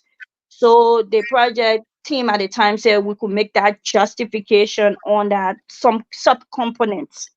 So that was why they gave me the approval at that time. In fact, why I want to make this explicit clear is that if I make a request to the bank has is within the bank's purview to say yes or no. So if that particular bank team say yes, then it goes down for processing, and then they give instruction for that particular activity. So if you can be kind enough to pull up the response from the project technical team at the time, approving the purchase of the vehicle and giving a no objection. So it gave the audience at least an idea of how this process works. So I think I provided that to you where I'm they uploading had to them. provide some clarity Yes. and say, okay, yes, the bank agree with the government to make this happen. And that Yeah, was I'm it. uploading But them. it's really not a big deal. Yeah, I'm uploading the 2022 Mhm. vehicle You see, if it purchase. was a big deal, the audit report, which is the most important thing that talks about accountability and misappropriation of funds, will have referenced that and say, oh, NAFA needs to account for this amount, or NAFA needs to account for this amount or that amount. Or I could have signed the audit report, but you can see the Yeah, Boria but was the before we one that get to take the audit responsibility report, to sign those reports. Emma, before we get to the audit report, let's settle this letter actually that brought you. A lot of people get questioned. Let me go to Fadiga, Dr. Richardson, Glenny. Before I do that, let me put this up. I want you to briefly just tell us about this letter concerning the vehicle, right? 2022, yes, May 19, 2022. Am I correct? This is the letter you talking about. Okay. Yeah, as per our discussion, please see attached herewith supply of NAFA motor vehicle bid evaluation report, along with supporting document for your review and comment. And then here we go saying, dear Wool or Wooly, thanks much appreciated, dear Dr. Brahma and Jeremiah. Please take note of Woolly advice. All right, we'll upload everything. It's right there, but it will be vehicle. But let's go back to this letter where actually circulating online. Jose Fadiga, let me come to you first, and then Dr. Richardson and Sis Glenny. Well, welcome, Emma. Well, lots of information here. Let me start with the easier question. How much is NAFA remitting to the government coffer? Right now we are focused on the letter in circulation, and I told the CEO that I've been very skeptical about coming here because I'm very careful and very sensitive to everything that is happening. So I want us to just stick to the main issue that have brought me up here. And like I said, I won't want to spend long time here. I just want to respond to this issue with the letter, and that's it. I mean, we could always have another time to discuss on NAFA operations and contributions, but I think for the purpose of this conversation, I would like for us to just stick to the details of this letter, for which purpose I'm here. Stanton. Yeah. I will pass for now. I have not read a look at the letter in detail. I didn't see it in there, so I won't say much about it. I'll pass. Get to the other panelists, and I will talk about that later. Just give me 3 minutes. All right, thank you very much. Let me bring in Dr. Richardson. I see that you're in, and also go ahead with your question before we bring in Sis Glenny. Yeah, Miss Glasgow, thank you for talking to us, talking to the Liberian people. Can you tell me how much was the car? I'm sorry, I'm not in my element to read up. How much was the purchase of the car that you got in 2022?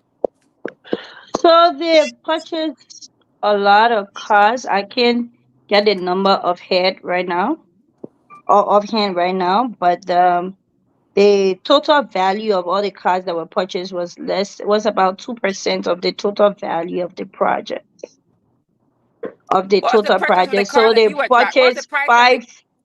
It was 5 cars, 5 or 6 cars. There were 5 hard bodies and 1 Land Cruiser. And most So of the time, also to provide additional clarity, most of the time, so the World Bank will develop with the country with the PIU, they will develop the specification of the vehicles. So they will say we want a vehicle that will be hot top to with this description. They'll give all of this description. Now any vendor that says they can do it, the vendor will bid for it. If the vendor paid for it, whatever the vendor paid for it, they will send that report to the World Bank. The World Bank will see whether it is within their scope of or budgetary allocations for an approver. So it depends. They don't write. There's something called expression of interest, and people bid. So the price is determined by the bidder. Either they can pick the lowest bidder or the highest bidder depending on the specification. So as for World Bank, I don't think they are more focused on the cost, but I think they always look for value for money. And so once your specification, you could have cheaper products, they will not approve it if the specification for cars or whatever they want doesn't meet the details. Like for example, for instance, for that particular Range Cruiser, they said they wanted to make from Japan and they didn't want to make from Dubai, or they wanted it to have to be to withstand rough terrain and also provide comfort. I remember even for the Land Cruiser, nobody in the country at the time could provide a Land Cruiser, but the bidder that bided for it had to order it from Japan, and it spent 1 year before it Miss arrived in Miss country. Glasgow, So thank you. I so think I I have don't I cannot speak to the monetary values of it, because when it's I published in the newspaper, they don't say $5 for the car, paid $5. No, can you they guys just hear say me? we want a car that meets this specification, and Miss then Glasgow, thank you. I think mhm. I got the gist of your conversation. I'm traveling and I don't want to lose connectivity.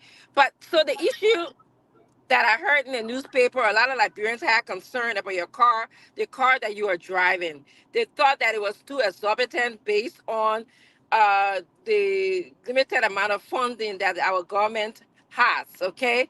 And you are saying that even though you take responsibility of what is happening, but you had no say in how much the purchase of the car was. And my question to you, even though the World Bank or IF made an overall approval of the car, do you feel like the car that you are driving were too exorbitant for our country given our financial condition? Well, the car was not for me. The car is for the project. I just happen to use it. And so even if you look at all the World Bank projects, there are certain cars that they use, and that is what they requested for the project. So that car, anybody goes there tomorrow will use the car. It is for the project, and I'm just using it. Even the Land Cruiser is also you might say is exorbitant, but that is their standard, that's their policy. Even you come to Liberia and you see the UN cars that they use, they only use Land Cruiser. They will not use a 2017 model. They will only use the most recent model. And so that is their standards. Okay, yeah, So they were and not thank you. going to buy anything other than that. We had people providing paid for one Nissan called Nevada. They said no, they were not going to pay for it. I just want you to know that this is there's a decision on purchase or disbursement or spending is made in consultation with the bank. So you can say, okay, I want it, and the bank can say no, or the bank can say I want it, and you can say no. So there must be a mutual agreement somewhere. So it would No, but if they Emma, would Emma, accept. Emma, 1 minute. Emma, 1 minute. I'm Mm. sorry to interrupt you. I know we want to get the best. Just if you can answer the question, just in the short Yeah, manner but I just possible. answered it. I But think let me ask you real quick. at the You time finish, the bank let me ask you a question. specification. Let me ask you a question on this car issue because we ran with that 2022, 2023, that Richardson I piece. think I easily have That come is by 2024. exactly. So you, as director, will you have changed the price on the car or the kind of car, or it's in Huh? stone? Okay, as a director, right? Would you have spoken to them and said, "Listen, guys, this car is too expensive for this place. We want something cheaper. It is in stone that you must purchase the tech, Okay, if the you say you model, the want layout." something cheaper, they'll say it doesn't meet. They could say it doesn't meet our standards, and we can't purchase it. Okay, good. Yeah. So the car issue it So they wasn't could about say that you. the only cars they purchase are Land Cruisers or Nissan Patrols. So So it if you wasn't come and say you get Renault, they will say no, we cannot purchase Renault Emma. So or Toyota something. Emma, so it's not your call to just put it wasn't your call to make.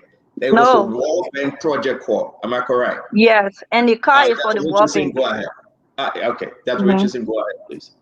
And again, thank you for educating us on this. But I'm glad that we are hearing that World Bank can override your decision about a purchase of a car based on their needs, World not Bank our needs. cannot override my decisions. World Bank decisions and the government decision must be aligned. So But who if makes the a World government Bank say decision for this is not our for your position, car? the government have a different position. The government decision does not override that decision. It has to be in line with the policy. It's a policy-driven institution. So you can't say you want to buy a second-hand car because you want to manage the funds. The policy does not allow them to buy a second-hand car. You can't say you want to buy a car in 10 years later That's what because I'm saying. you want a That cheaper car. World Bank controls You everything. have to buy, according to the policies, you might have to buy a most recent vehicle. Or so they provide, like, just to end this, so maybe we'll go to our other question. There's something called expression of interest, and that is where they detail the specification of the cars they want to purchase, and then the people can go ahead and bid for it. So the price is determined by the bidder. So they could say, they could bid for it and say no, it's now in our cost range and we can't go for it. They could bid lower and they could go for it. They could bid high, it could go for it. So it was not as if they allocated the money and say, okay, we want a car at this price, and that is it. No, it was based on the description and the beta responsive, and that is where we reached, and in line with the policies. Dr. So Richardson, you want to ask your last question? We got to go to the. Yeah. I'm having some. I'm sorry. CEO, if we agreed, I would spend loads on this show, please. Yeah, but let give at least the one round of question from all of the panelists, please. But I'm overstressed my livers on this one thing. I think I we've know. answered this question over and over. Yeah, but she answered her second question, and then we move on, Yes. please. Actually, I'm going to, for the opportunity for the viewers and the only comment is I'm still confused as to who runs the purchase of a car in Liberia for an organization. You are the head of the organization, and you are telling us that World Bank. We No, have wait, we hold have on, hold on, you need to hold on. Let me publish. finish. You Hold need on to now. publish what you have to Hold show on. that it went for in a no You're not objection. fussing, mama. Sister. Wait, guys, Yeah, you're not guys, fussing. wait. Let me go Hold to. on. Dr. Richardson, wait. Dr. Richardson, wait. All right. Can you make your last comment, Dr. Richardson, for us to bring Glendy on? No, I'm done. I'm done with the last comment, my sister. Thank you. Okay. Thank you. Glendy, you want to come on, please? So I don't know if I have a question, but I want to make a comment. I find it difficult to believe someone who is heading an organization not having the functions of following up on projects and stuff. Because what I'm hearing from the director is that once the project went to the project manager, she had nothing to do with it. And then we're asking specific questions that we're not getting answer from. And then also, I think she's trying her best, in my opinion, I could be wrong, to minimize the letter that has been written from World Bank. I think, in my opinion, this is a serious letter. And what I'm gathering from her is nothing serious, is this and that, and that's not what I'm getting from the letter. So I have no questions. Thank you. Thank you very much. Ava, welcome to the show. Let's go back to Fadiga for his question. And Ava, you asked the last question. Go ahead, Fadiga.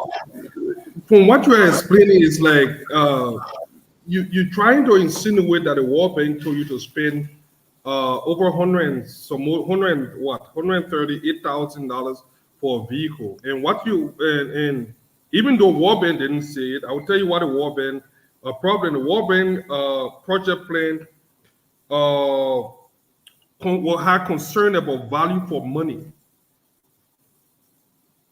In the bidding selection process, you chose to go for a higher price, which is $138,000 versus the lower offer of $112,000. Why would you want to spend public money in that manner? So you will be very unfair to me and CEO if you do not post the no objection on the purchase, because I have made it explicitly clear that decisions are made in consultations with the bank and is based on the policies and specifications. So I could say we want it, and they could say we don't want it, and I could say we should not purchase it, and they could say okay, it doesn't go to me. You can't try to say we're coming back with the same controversial car issue that was provided additional clarity from the World Bank in 2022. This was the car that you drove. This was the car that you drove, your personal vehicle. So you had a say in it. You can't say it was the purchase that bought it for you. No, it was not. It's not my personal vehicle. No, it's not. It's not. It's for the project. So anybody can use it. It is not. It is for the project. Does anybody use that car, Emma? You know you use that car. Who so else anybody can use the car. Who it's else for the project. It was bought for the project. Who else have used it? No, but listen, was there any clarification prior to this? Was there or no objection to this? That is what we should be concerned about. I mean, that's honest. Emma, did they approve it, or did I approve it? Did they come up with additional clarity? Fadiga, 1 minute.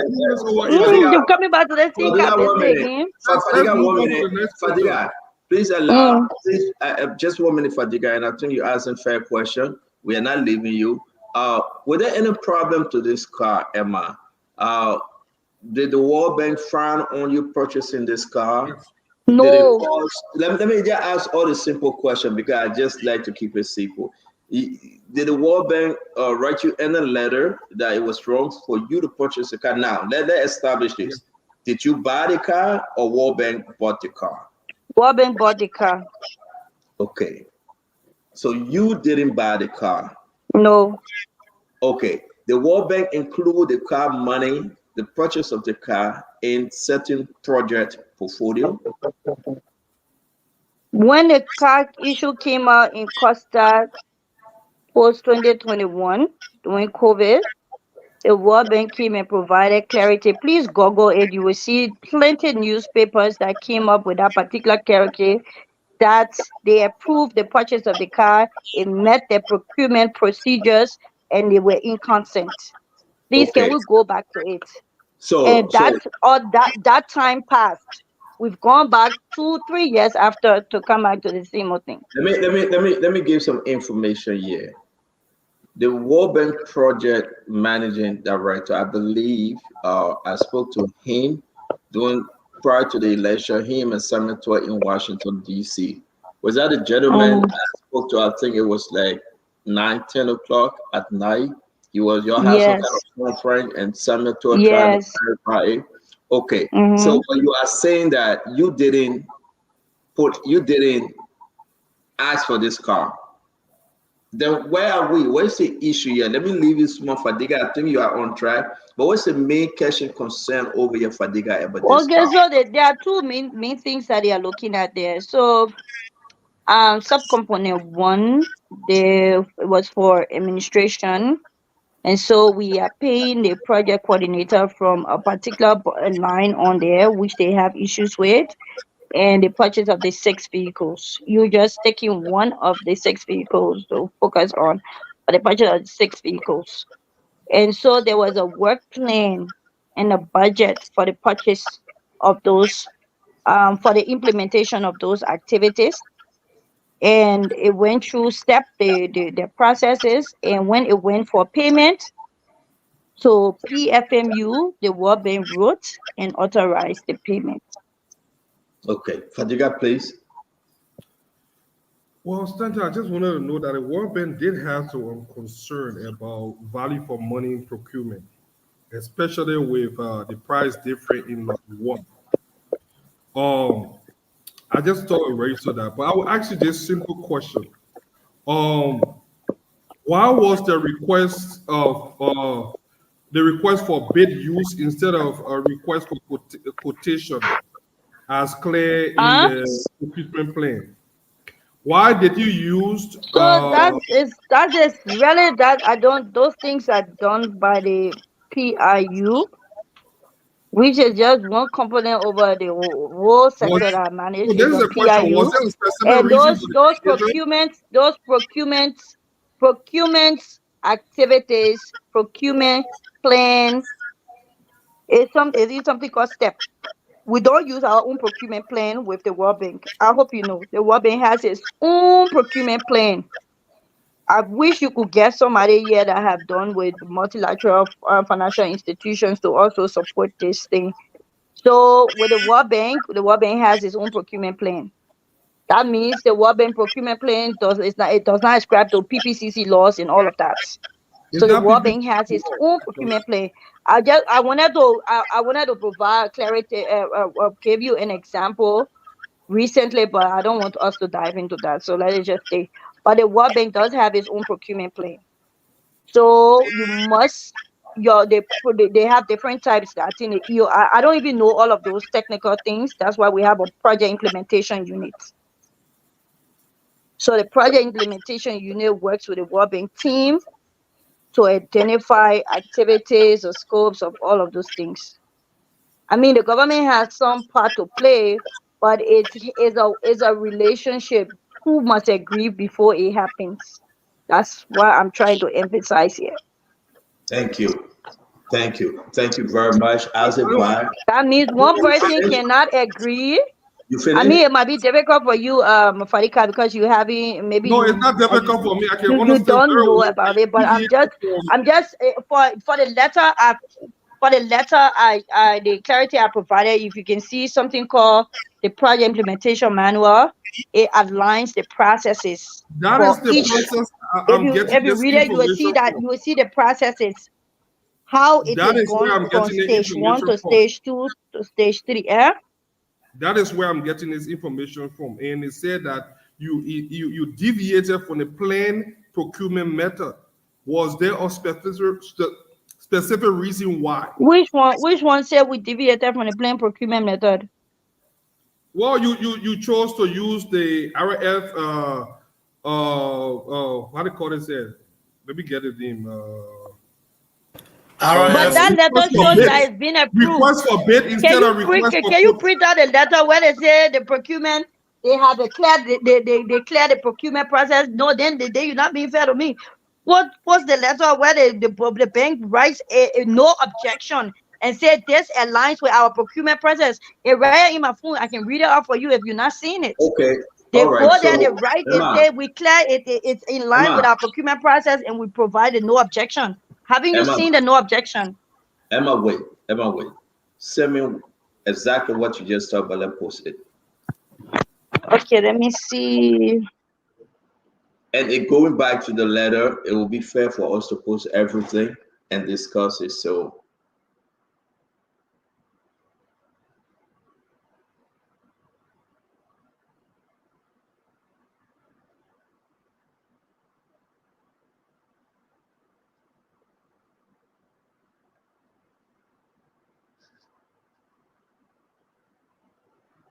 So, folks, again, we want to say thanks for joining us. We have Emma Glasgow from Fisheries. She's here to discuss. I've shared it with You sent it, you. okay? You sent it already? I shared it with you. Yeah, I want to reference something. If this was such a big deal, do you know that 2022 at the end, we attracted an additional 20 million So Emma, to we get increase that. the project portfolio. we So will if get the there. project had some issues, litigations, or some discrepancies, issues, and stuff like that, do you think that the bank will still have confidence in the team to give them additional financing? Under this last 6 years, I've attracted 88 million. If it's not confidence in what we do, we will not attract that funding. So Okay, so Emma, we will yeah. talk So I about, needed to what you provide have that done. clarity. If the Listen, bank had issues with us, listen. they will not give us additional financing. They will be Emma, listen. sunny. Emma, listen. Mhm. And that's why we got to take it step by step. We'll talk about what you have done, the good, the bad, and the ugly. Okay? But we cannot get there if you say you have limited time. So if you want us to go into everything, we really want to go into No, I everything. want us to go into We everything. I rather want us to just No, discuss the that one issues that you and then can't put it to answer. rest. No, the one that you can't answer, Sister, I can't answer this one, and we respect that. No, I will But- answer everything because I'm transparent. Why won't I answer it? It's not Okay, that. No, I will so- answer as much. So I'm uploading this letter, the one that you sent, because Fadiga question is unique to the letter that caused you to come here on Facebook. So let me upload this, and then we can go to Asiva after Fadiga. Fadiga, I'm uploading the letter. It's taking some time. We're gonna read it. Can you please repeat your question, or you get a follow-up question, please, He Fadiga? said it contravenes the procurement process. That's what he said. So the Yes. letter proves that proof otherwise. And the reason why I'm asking all this, there was a $26 difference. The same car with the same specification was 26,000, right? Yeah, 26,000. Well, offer for 12,000. You chose to go with 138,000. Is there a specific reason why you chose? No, but I keep on providing the clarity. You keep on asking me if there's a specific reason. Vehicle for you. No, the World Bank has 138,000? specifications. If the cheaper vehicle does not meet up with the specification, they will not approve it. That is the simple answer. They have specifications, so they don't buy pim because it's cheap.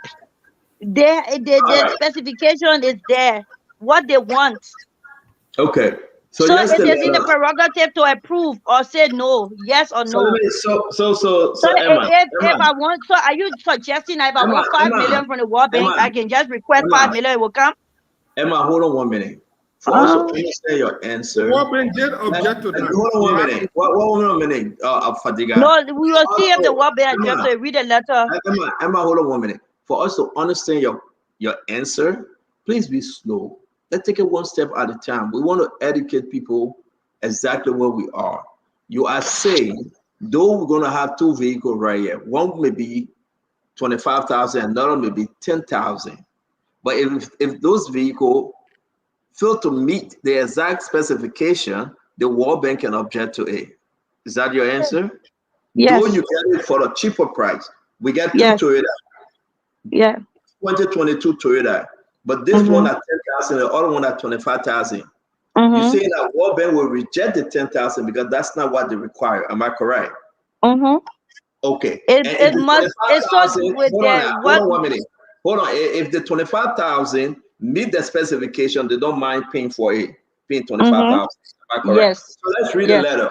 What in the letter you want us to talk about? I want us to look at the third paragraph, the last paragraph. That's it, based on the information. Let's just go over the whole letter. Go ahead, Fadiga, read it now. If you're seeing the better reading. I can see nothing on the screen. Okay, so let me go on my cell phone and read the letter. No, Folks, Farika is I'll is read it not. out. I'll read it yeah, out. go ahead, read it out, but please. Farika Read it should out. have said that you cannot say the World Bank objected to it when the World Bank provided clarity for it. That's contradiction. So wait, hold If on they 1 minute. objected to it, they will not provide clarity for Emma, it. and this Emma, is the clarity. Hold on 1 Emma, minute, that is Abba. not correct, Abba, Emma. hold on. Is this the clarity you are speaking of, right? I'm saying that was the no. That's a copy of a no objection. That's To the how vehicles. that's how it's done. To the vehicles. Yes. Okay, so Abba, Yes. can you read it for us, Yes. please? But before I read this letter, let me just clarify so Emma can confirm. This letter comes after several exchanges, right? Yes. Initially, there were two primary bids that you guys look at for the car, the 138,000 and 112,000, right? Yeah. The And another thing I 112,000. want to provide clarity is that the whole bid evaluation team, I'm not part of it, is an independent committee that does the evaluation, gives the report, and then the decision is made. Okay, Emma, is there Uh-huh. anybody that monitors and evaluates this project team and the output from the team? You as a head of this Yes. institution, do you do that?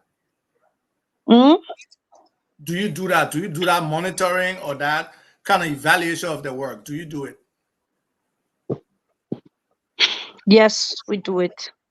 Okay, Like so for example, the World Bank brings their mission team to evaluate the program, no, I'm the not talking about the project. mission team. I'm talking about you Mhm. as a leader and head within your office, Yes, whether you, your yes, chief of staff. we do evaluate the project with our different Okay, departments to make sure they are in line. all And right, there's thank a you. M&E department and there's an M&E specialist. Okay, thank you. But So, and CEO, like we said, that I was there by 9 o'clock and I was not going to spend too much of a time yet. Yeah, but let's read this letter. Let's read the letter, Emma. It's very let me just important. ask the that this question letter comes. quickly. Can you read this letter, Abba? The first issue the World Bank had with you was because there were two bids, the 138,000 and the 112,000. The 138,000 was higher and it was in stock. The 112,000 was 26,000 cheaper, but it was still available to you within the time frame required by the World Bank. Why you guys went with a higher cost and then it took time and therefore the lower cost subsequently was not available? Can you answer that before I read the question, the letter? Oh boy. Like I said, decisions on a purchase is approved by the bank. The bank can approve it or object it. You're trying to make it look like I'm the one that have the authorizing power. And I'm trying to tell you I do not have an authorizing power. That is what That's I'm not trying the to point tell I'm you. making, but let me read the Yes, letter no, for the that's the people. point you're making, that I could No, decide. Emma, It was that's not in my not the point purview I'm making. to That is decide. not the point. It was not about authorizing. It was But why I the said, people made can that we go back decision. to the let me read the letter if you can. We really got to read No, this letter. I want to read the letter, but you can read it if It's you want. limited. We got to go. It's after 10. Okay, dear Dr. Brahma and Jeremiah, we have looked at the evaluation report for the supply of motor vehicles, along with the additional information provided on the BER for the procurement of vehicles Lot 1 and Lot 2 as submitted. And we have the following comments.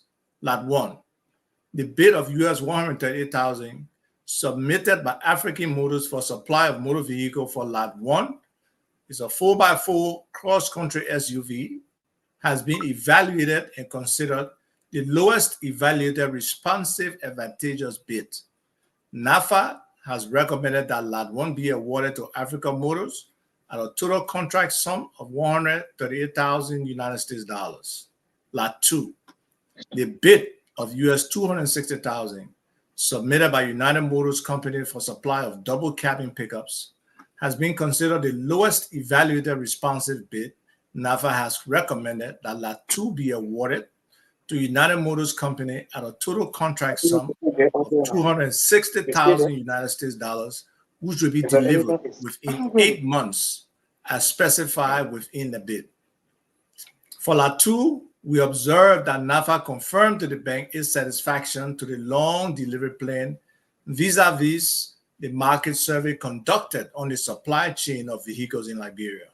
In view of the long delivery plan and commitment made by the supplier to keep the bid price valid till 8 months, we advised the project not to make any payment on Lot 2 until the availability of the vehicles. Based on the information provided and taking into consideration the above suggestions, the association has provided its clearance and no objection to proceed to the next step of the procurement. Please upload all the procurement documents in STEP prior to award of contracts. Regards, Fiseha. All right, so there we have it, folks. Everybody can deduce as to what this letter is saying in reply. But because of the limited time, allow me, Emma, to squeeze in 2 quick questions, then you can close on anything. One, how long you been at this entity? You are muted. Can you unmute yourself? Can you unmute yourself, please? You are muted. Emma, you are muted. I've been in this role for almost 7 years. Okay, so you've been there almost 7 years. Sell your entity to us. How much have you brought in since you've been there? In total loan and grants, we've brought a total of 88 million for the sector. And we've raised the budget contributions, but we've been having some challenges lately because the stock has declined, and we didn't have much vessel in recent time, and EU pull out, so been having some issues. We've done a lot of institutional reforms. We've done policy reforms. We've strengthened the legal regime of the sector. We have increased the visibility of the sector on international platforms. We have a paralegal military component of the project now, where we have our inspectorate team monitoring waters operating on the high seas and landing in our ports. I know you have that done whole. a lot of things. I know you We've have that, but ratified international agreements. let me We've ask. How updated much, our fisheries laws and regulations. Emma, how much have you contributed for the 7 years into the government account? I cannot give a total estimate of what we've contributed, but I would like to say this shortly before I go off, that I really honestly wanted to provide clarity with regards to the letter, as you had previously advised me that, and I was open to it, and I have all of the audit reports that proves that how they can call it, proof that that we have the best qualified opinion. I also wanted to let you know that all of the decisions that were made were in consultations of the bank. I also wanted to let you know that I don't raise vouchers, I don't raise checks.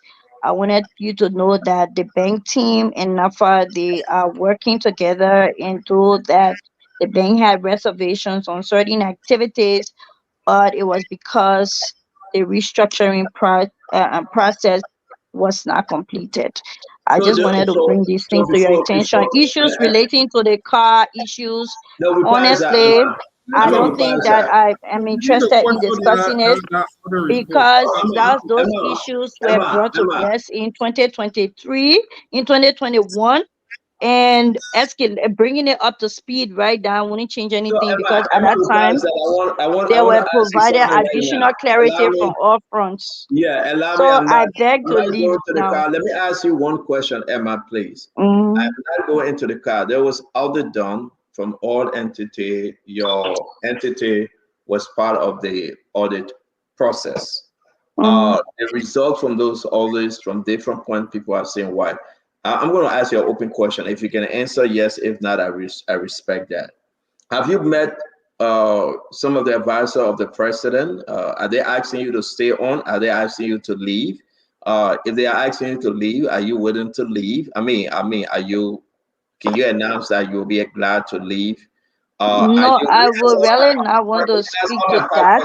If you want to answer, fine. If No, not, I don't want to speak to that. But one thing I want to provide clarity on. Emma, let me ask you all. I got two more. Then you can choose whether you want to speak to it.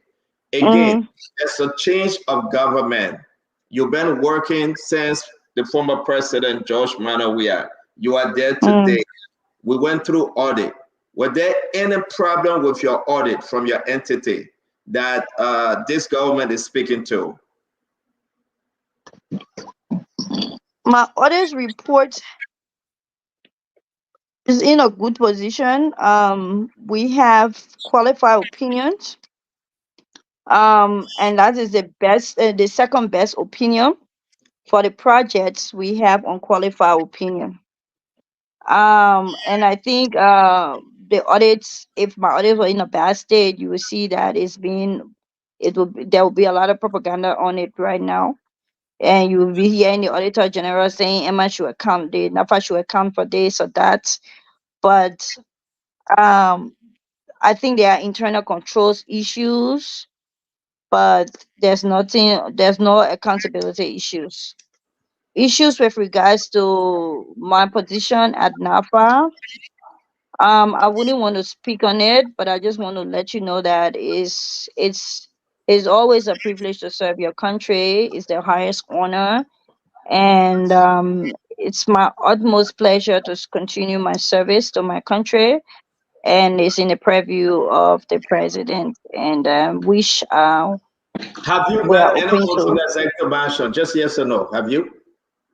Yes, but I don't want to speak to that. I just said that we are open to serving our government and no, I'm not asking you to speak the country. To it, Emma. I'm not asking you to tell me what to say. Yes. Have you met anyone on the way for whether you will stay or whether you will leave? Have you met anyone? I still don't want to speak to that. Okay. Honestly. I know how you can be very pushy sometimes. That's why I was very skeptical about coming to your show. Quite honestly, but you insisted that I should come here. But I just wanted to provide the clarity. Everything is good. Thank you, Fadiga. One last question. Fadiga, respectfully ask the last what question. you say, ba? Don't give me hard time on the show, yeah. I'm begging you. You full of drama. Don't give me hard time on the show, yeah. Fadiga. The last other report showed that the NAFA management went over the budget by over $3 million. And let me get to my note here. Spadika, that is still other report that gave us unqualified opinion. There's that still other report that gave us unqualified opinion. Everybody can be here. Your government now the government. Now your own government other report are starting from. I even counted the other way. No, that 3.6 million is the project audit report. That is what the project audit report. The NAFA get over 3.6 million to spend on budget. NAFA exceeded the approved budget by $3,600,000. That was the publication from front page. It was for the project. I'm looking at the report. This came from the report. Let me tell you no, but it's for the project. I know I'm very familiar with that report. It's for the project. So the money was spent with all supplementary budget or necessary approval. But also the auditor, the management response provided all of the requisite documents. Yeah, the management response. Emma, no, it did not. It did not. It did not. Please leave me alone. It did not. Fadiga, do this. Please go to Emma's office on Monday and answer all your questions, okay? She'll be glad to answer. Emma, I'll be the way. Emma, not go to work. Emma, why? Because Fadiga I don't want to follow. Go to Emma's house now. Go to Emma's house and go answer all your questions. Emma, thank you very much for joining us. We'll be bringing in Winfred Russell. It's always good to have you. Thank you for coming for the first time. We want to have you again. Thanks. Thank you. You're welcome. You're welcome. See you all right. A lot of folks insatisfied with the game. Yeah, okay. Listen, guys. Listen.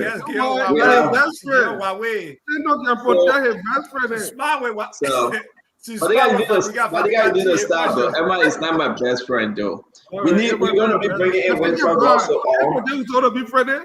I think no, if you continue to push out, share your text messages, or I still tell you, it's still right ahead.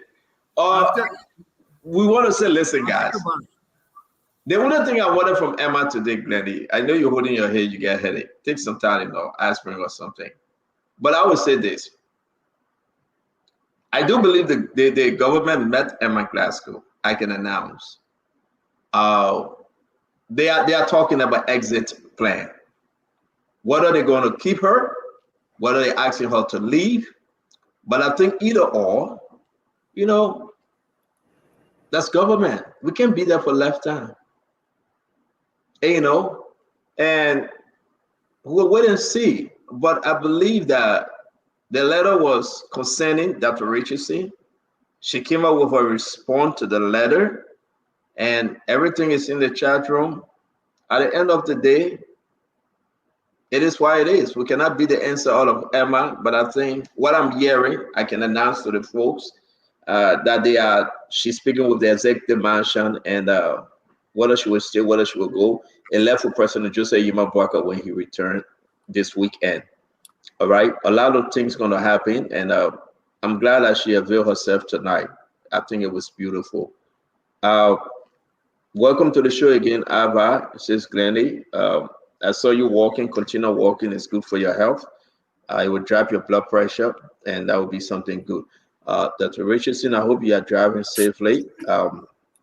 Yeah, I saw her walking. I don't know if Dama can put that picture up.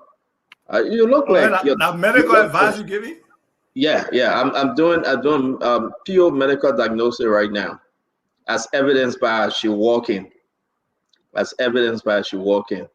All right, and let me say this real quick on everybody. I love Glennie. She can never get first. Two people can get first on the show with me, Glennie and Fatima. If Dr. Richardson in London, she get first with me. And that's what I love Glennie for. But folks, I'm going to bring in Winfred Russell and Francis Tyler. We hosted them so many times on our show from Minnesota. They participated in the election, and you want to come on the show and speak to his fans, his followers, and those of you that supported him and those of you that didn't. He want to speak to Liberian at large that, the result, and he want to appreciate you. So for a few minutes, let me bring in the former councilman, Winfred Russell of Brooklyn Park. Winfred, welcome to the show, my brother. Let me bring in your campaign chair, I believe she was, Francis Tyler. Welcome to the show, Winfred. Welcome, Madam Tyler.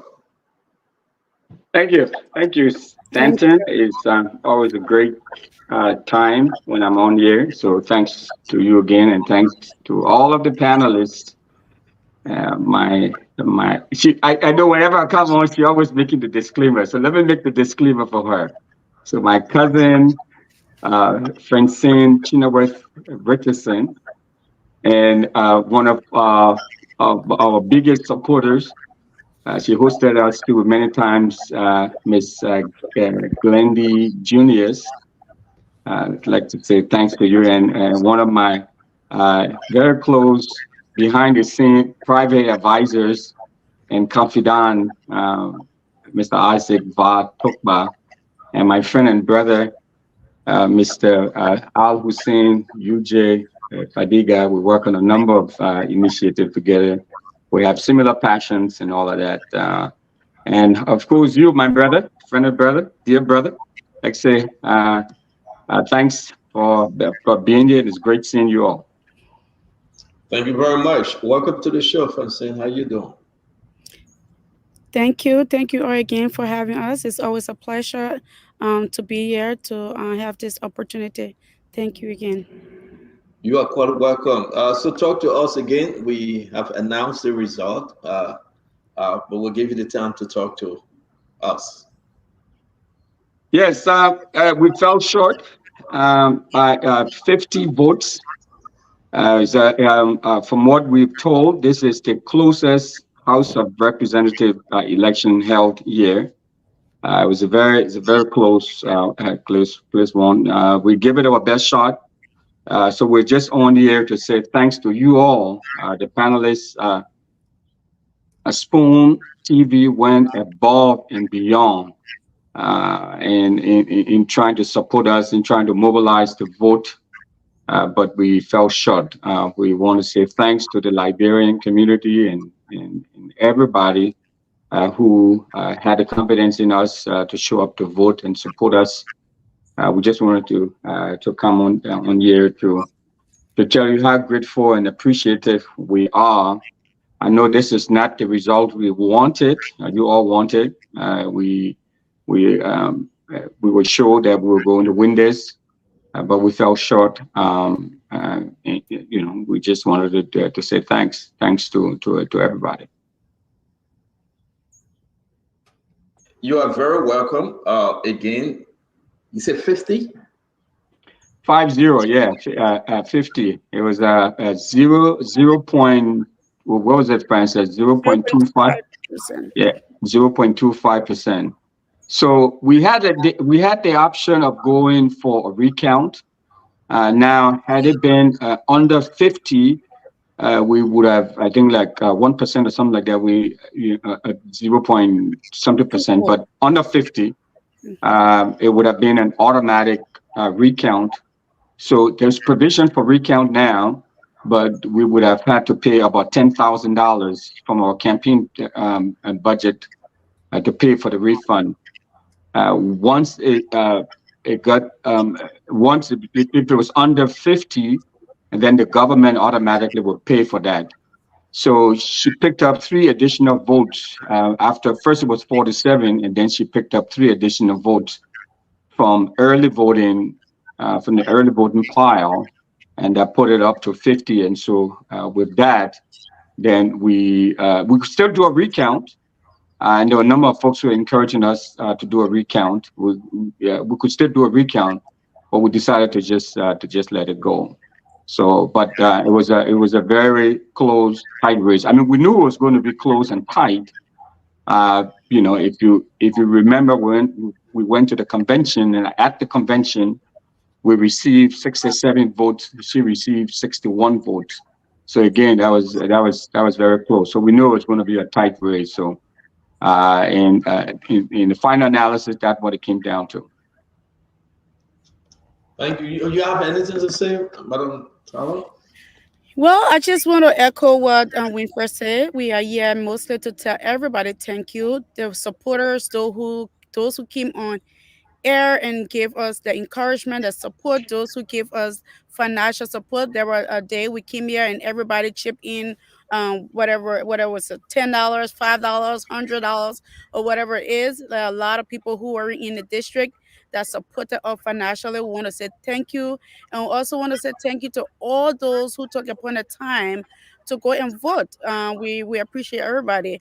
I mean, this is one of those times that we really saw the support from the Liberian community. A lot of people who were even supportive the last time were very supportive this time around, of course. So we just want to say thank you. We can do better. Sometimes maybe we need to we learn from the mistakes that we made the previous time. Sometimes maybe during the 6 weeks of early voting, we need to encourage the people more to go and vote. We look at our own our shortcomings, and hope everybody else who were not able to go and vote, whatever the reason were, we hope that people will look at those reasons as well. And next time we hope to do better. So we thank everybody, and we hope to do better coming up. Thank you very much. And again, go ahead, Fadiga. Yeah, Wilfred, I know it's just not your first rodeo. You've been around there for as long as and I've seen this thing happen.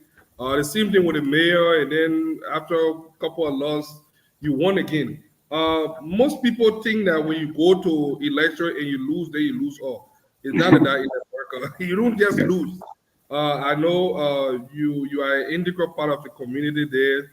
I know you're marked there, so I'm not worried about you. I just want you to keep trying. That's how it is. Keep trying. Some people try 2-3 times and then they learn it. But we need you in our house. Now that we know, we're going to start planning better and working better. That's true, Fadiga. Thanks a lot as always for the confidence and all of that. Now it's true. I've participated in a number of elections, but every election year, and for each of these races that I've participated in, they all come with their own set of experiences, their own strategy, and all of that. So city council. So I've been serving on the city council. I ran for city council. Remember, there was one time I lost by 5 votes. So the city council is usually very close, and then I ran the next time, and then I won. But the experience you get from city council races and what happens at city council races is completely different when you're running for the House of Representatives. The main difference is that city council is non-partisan. At the state level, it's partisan. So it's either Democrat, Republican, or whatever. So it's a whole different ball game. And it's been administered differently. So you bring in a different set of experiences and stuff. I've never ran at this level before. So I've been running, folks say, oh, but the guy's always running. Yes, I've ran a couple of. Come on, say you worry out there. You already in that bracket. So we learned a lot from this process. I think, like as Francis says, said, we have to do a great deal of voter education within our community. So voter apathy is high. I mean, a lot of people came out, and what is different too, because it is by district. So there were a lot of people who show up to vote for us, but they were in different districts, so they couldn't vote for us.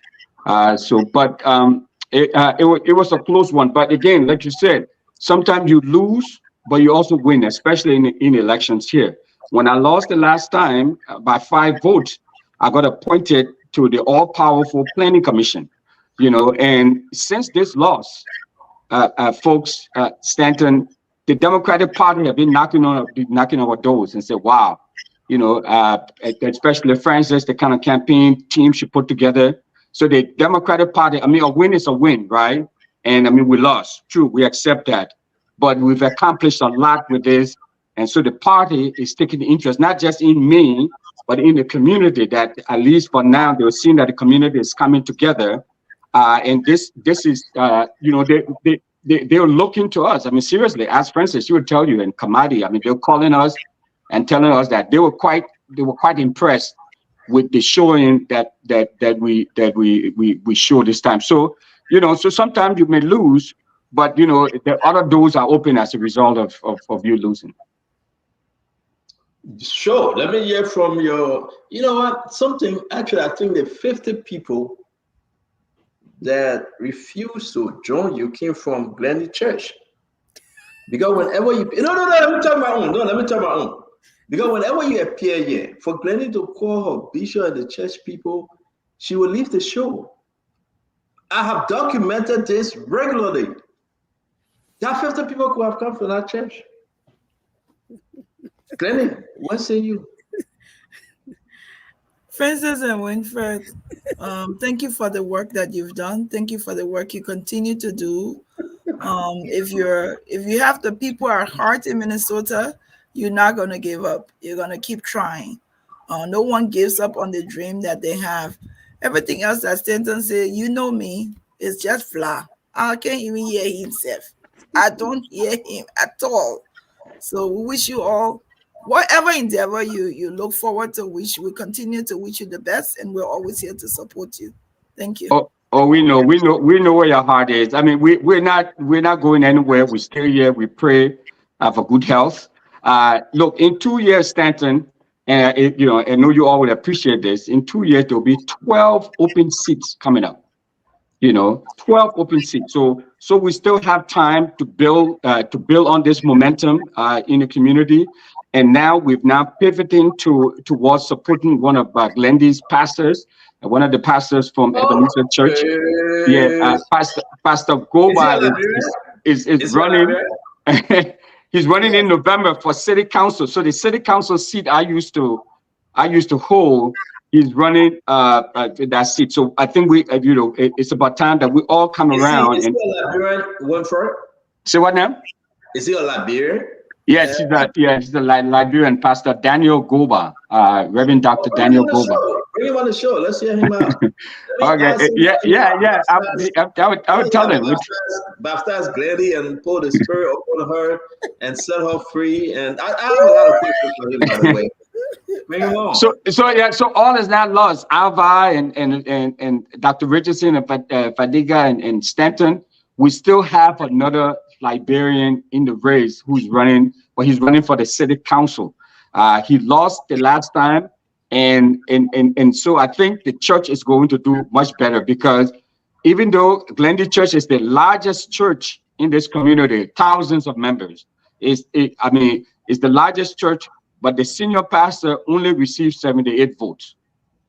So we need to do better. We need to do better at Glendy this time. No, hold on. Glendy from a church whose congregation I've had more than 1,000 individuals.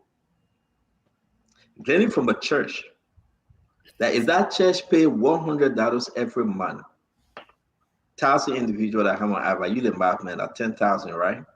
10,000 for offering right there every month. Just every month.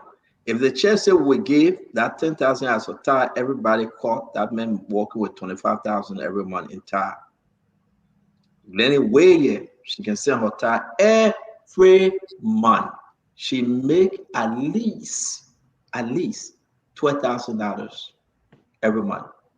So take the 10%, that 1,200, one person, send it to that church.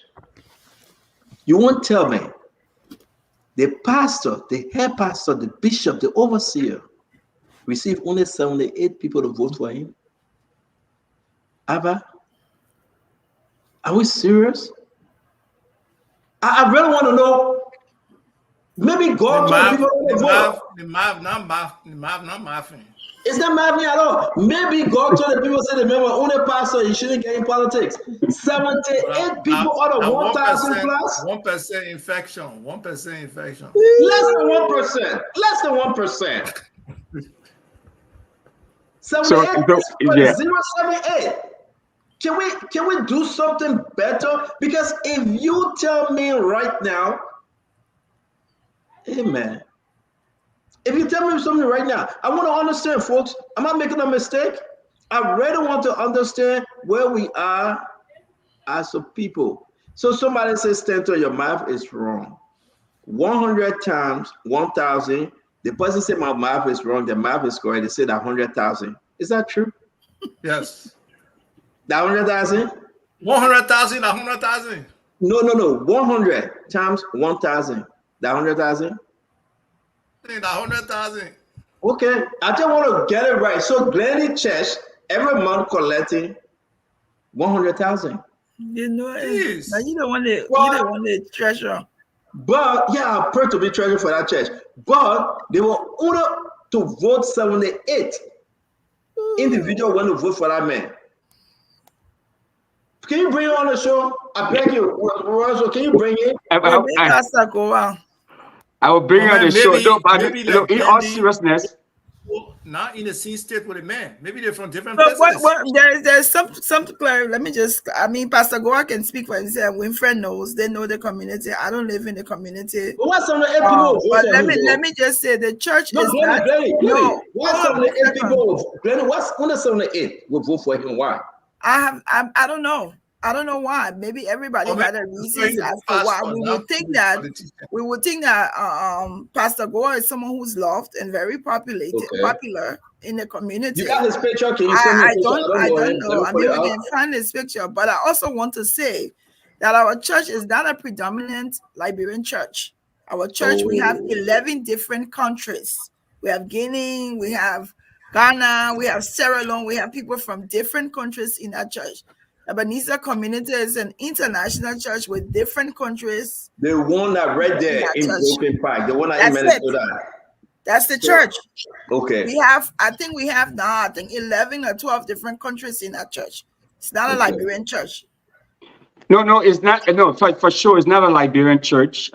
True, it is predominantly Liberians that make up to membership. But I think the critical piece here, folks, is that, because I stand up all the time and I say, hey, because for me, representation is critical, and with the kind of resources that we need in this community, with the kind of population we have, it's like a no-brainer. So we step forward. But there have been about 6 Liberians who have ran for different races here, including the incumbent mayor of Brooklyn Center, who also lost. So this is not just about Winfred or about Pastor Goba. So we need to start talking about, the voter apathy in the community. I mean, we have so many people who have ran, and we've not been able to elect them. So what does that say about us as a people, as a community? Are we taking these things seriously? I mean, is it important to us? I think that's part of the bigger issue. Also for Pastor Goba. So Glenda is right. I mean, the church is a multicultural church, but the district he's running in, and the district I ran in, that district with all of the Liberians in Brooklyn Park or in Minnesota, and all of the Liberians in the United States, there is nowhere else outside of Liberia where you have this little sliver, you have a huge concentration of Liberians. It's not in Philadelphia, it's not in Silver Spring, it's not in Atlanta, it's not in Trenton, New Jersey. I mean, there's nowhere else but in this part of Brooklyn Park, this section of Brooklyn Park. So people make the argument that, well, they're not all, citizens. Yeah, true. We don't have 100% of them as citizens, but vast majority of us are citizens here since Donald Trump signed into law the LRIF, that gave people who had TPS and DED citizenship. So you have a lot of people who are citizens, but now we just want to celebrate those who show up to vote. There are many people who have conflict in the work schedule. Want to assure you that we had a community behind us. All of the religious leaders, all of the different leaders came together, but we still have a high degree of voter apathy in the community. I mean, there was still a lot of people who didn't show up. Also important to note here, Stanton, that Ebenezer Community Church, there are 3 different churches, 3 different branches from under Ebenezer in Minnesota. So Pastor Goa is the head pastor for the church in Bloomington? Yeah, Bloomington. Not Brooklyn Park. So I think this also starts the conversation. This is a good thing that is up. I mean, it's a positive thing that it starts the conversation so that Liberians listening can understand that we still have a chance, and church members can also understand the importance of doing what they can to be able to vote Pastor Goa in November.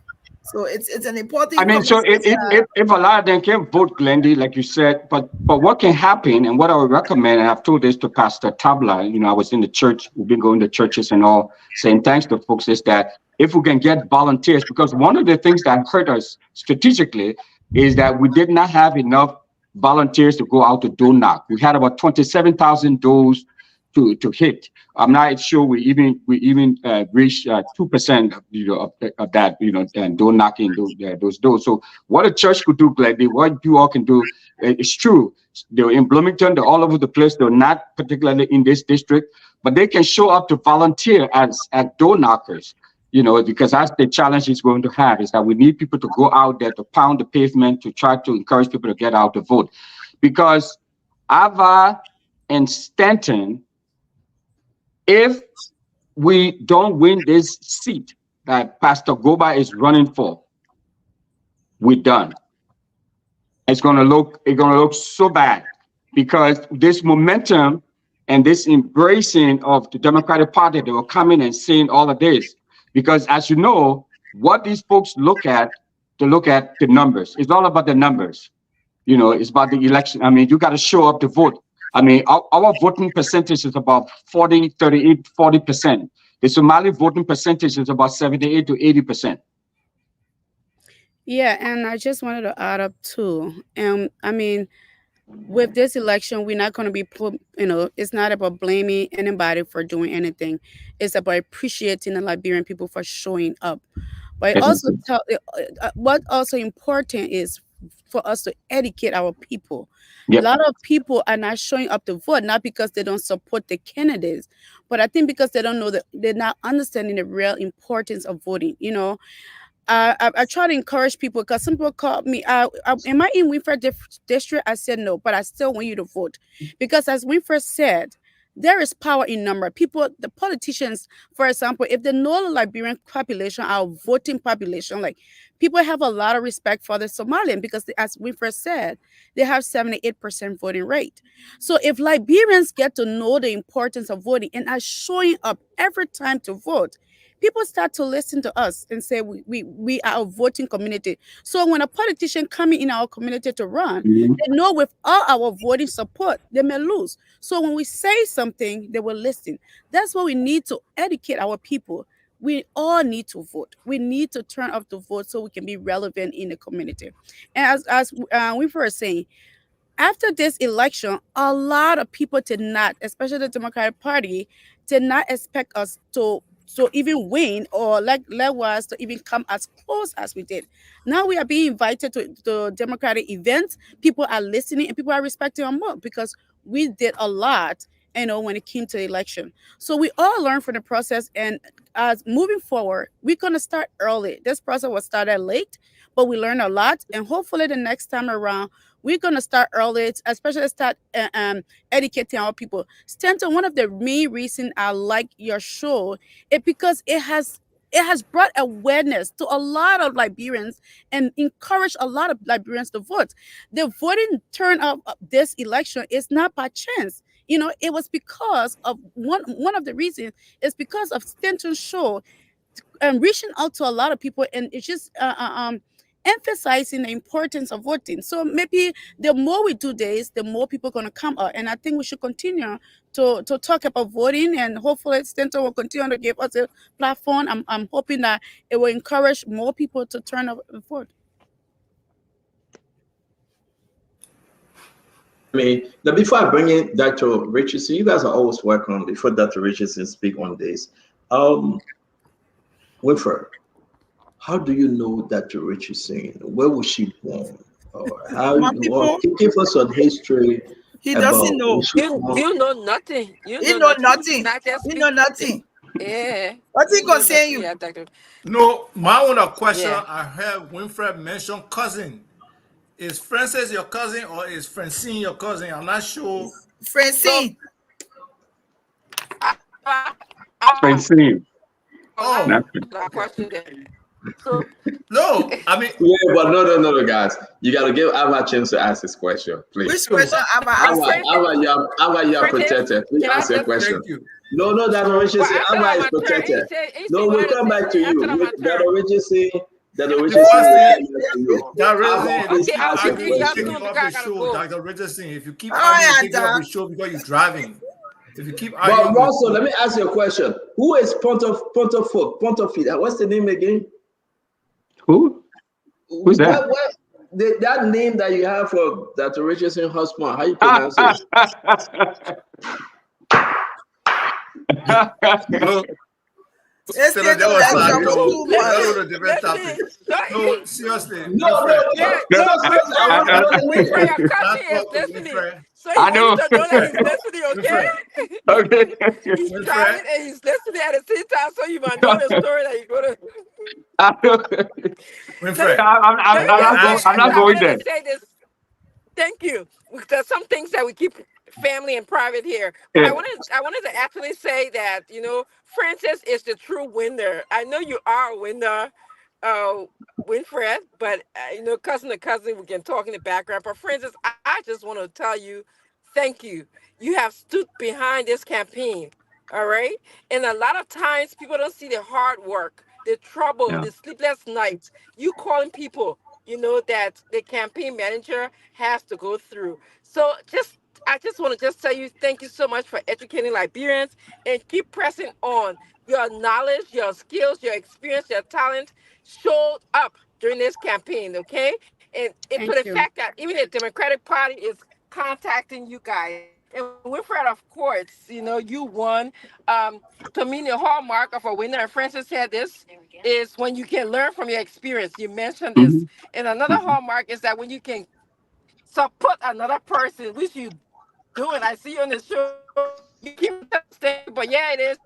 For another pastor, I'm sorry I missed his name because I'm traveling. You trying to get Liberia to foot for Glendy's pastor. You're not even talking about yourself. That's the There he is. selflessness in you. So I want to just Yeah. tell both of you, thank you so much. I see you guys in 2 years, and definitely we'll play our part, as you know. Thank you, Doc. Yeah, and I This recruited him. I is recruited Pastor Goba. so this is Pastor Daniel Goba, right? Yeah. Yes. Okay, we'll leave it like that. We'll wait for Pastor Goba to come. Why they gave him only 78 vote? I think he need to fast and pray. We'll wait for him to come. So can We'll I leave it like that. ask my question now? No, but the man didn't answer my question. Russell, can you answer my question? What's that name again? That nickname? Oh man, Steto, let's move on. Hey, No, Winfred, I'm sworn to secrecy now. Winfred, Yes, Ain't not like a Dwayne Cowell, huh? Okay. I know, right? with the democratic momentum, I know you're focusing on yourself, but man, moon man picture, man. Man, like Glenny Pastor or what? The pastor, man. The man was saying Kwa. The man was saying Kwa on you. The man was saying Kwa on you. His name is not Koba. It's Koba. I said the man was saying Kwa. I swear to God. Today, a real Friday show. So, I Winfred, swear, nothing serious after that other interview. Winfred with No, there's a serious thing there, oh Glendy. No, I mean, I'm just saying the joking portion of it. Of course, it's Oh, okay. serious. Yeah. Yeah, go ahead, Ava. Okay, with the role that Minnesota is featuring in national elections, and with where you are, and increasing your awareness within the democratic circles in the state, how do you look at the opportunities that exist out there for you to expand your reach on the national scene to support Kamala Harris, if that's the direction you're thinking about going? Beautiful. I mean, I know Governor Walz personally. We work together. When I serve on the city council, he's worked with many people in the community on a number of issues. Driver's licenses for all, DED, TPS. He worked on that. So he's a friend of the community. I mean, and that's one of the reasons why we were pushing for a seat at the table in the Minnesota House, because that would have given us a lot of opportunity to leverage that position to do a lot of great things for our community. So they have reached out to us. They reach out to the larger community, but they reach out to me personally. Be campaigning and door knocking for the Harris Walz ticket. By the way, there's a Liberian young woman who is the state campaign director for Kamala Harris. She came and met with us. Her last name is Tucker. Her name is Solia Tucker. She came and met with us. She met with Pastor Tabla and all of us too as well. I mean, I know her personally. We work together. She worked with me at my nonprofit. So she is heading that team. So we're all in the mix. So one of the things that I think Francis mentioned it. But one of the mistakes was that one of the strategies that we did not really employ is that before, I mean, we did not do a lot of work with many of the Democrats. In the House, I did a lot of work with them. The one in Congress around DED, but after that, after I left City Council, they expected me to have gone out to the state capitol, work with them, do knock with for them as well. And we didn't do that because we were busy doing some things in Liberia. But this time around, I mean, that's part of what we are starting to do. That's part of what we would do. And this race that is on now they've already reached out to us and engaged us, and we have one of our own Liberian sisters who is heading that process. So yes, Alva, you're on point with that, with that, and that's exactly what we're doing.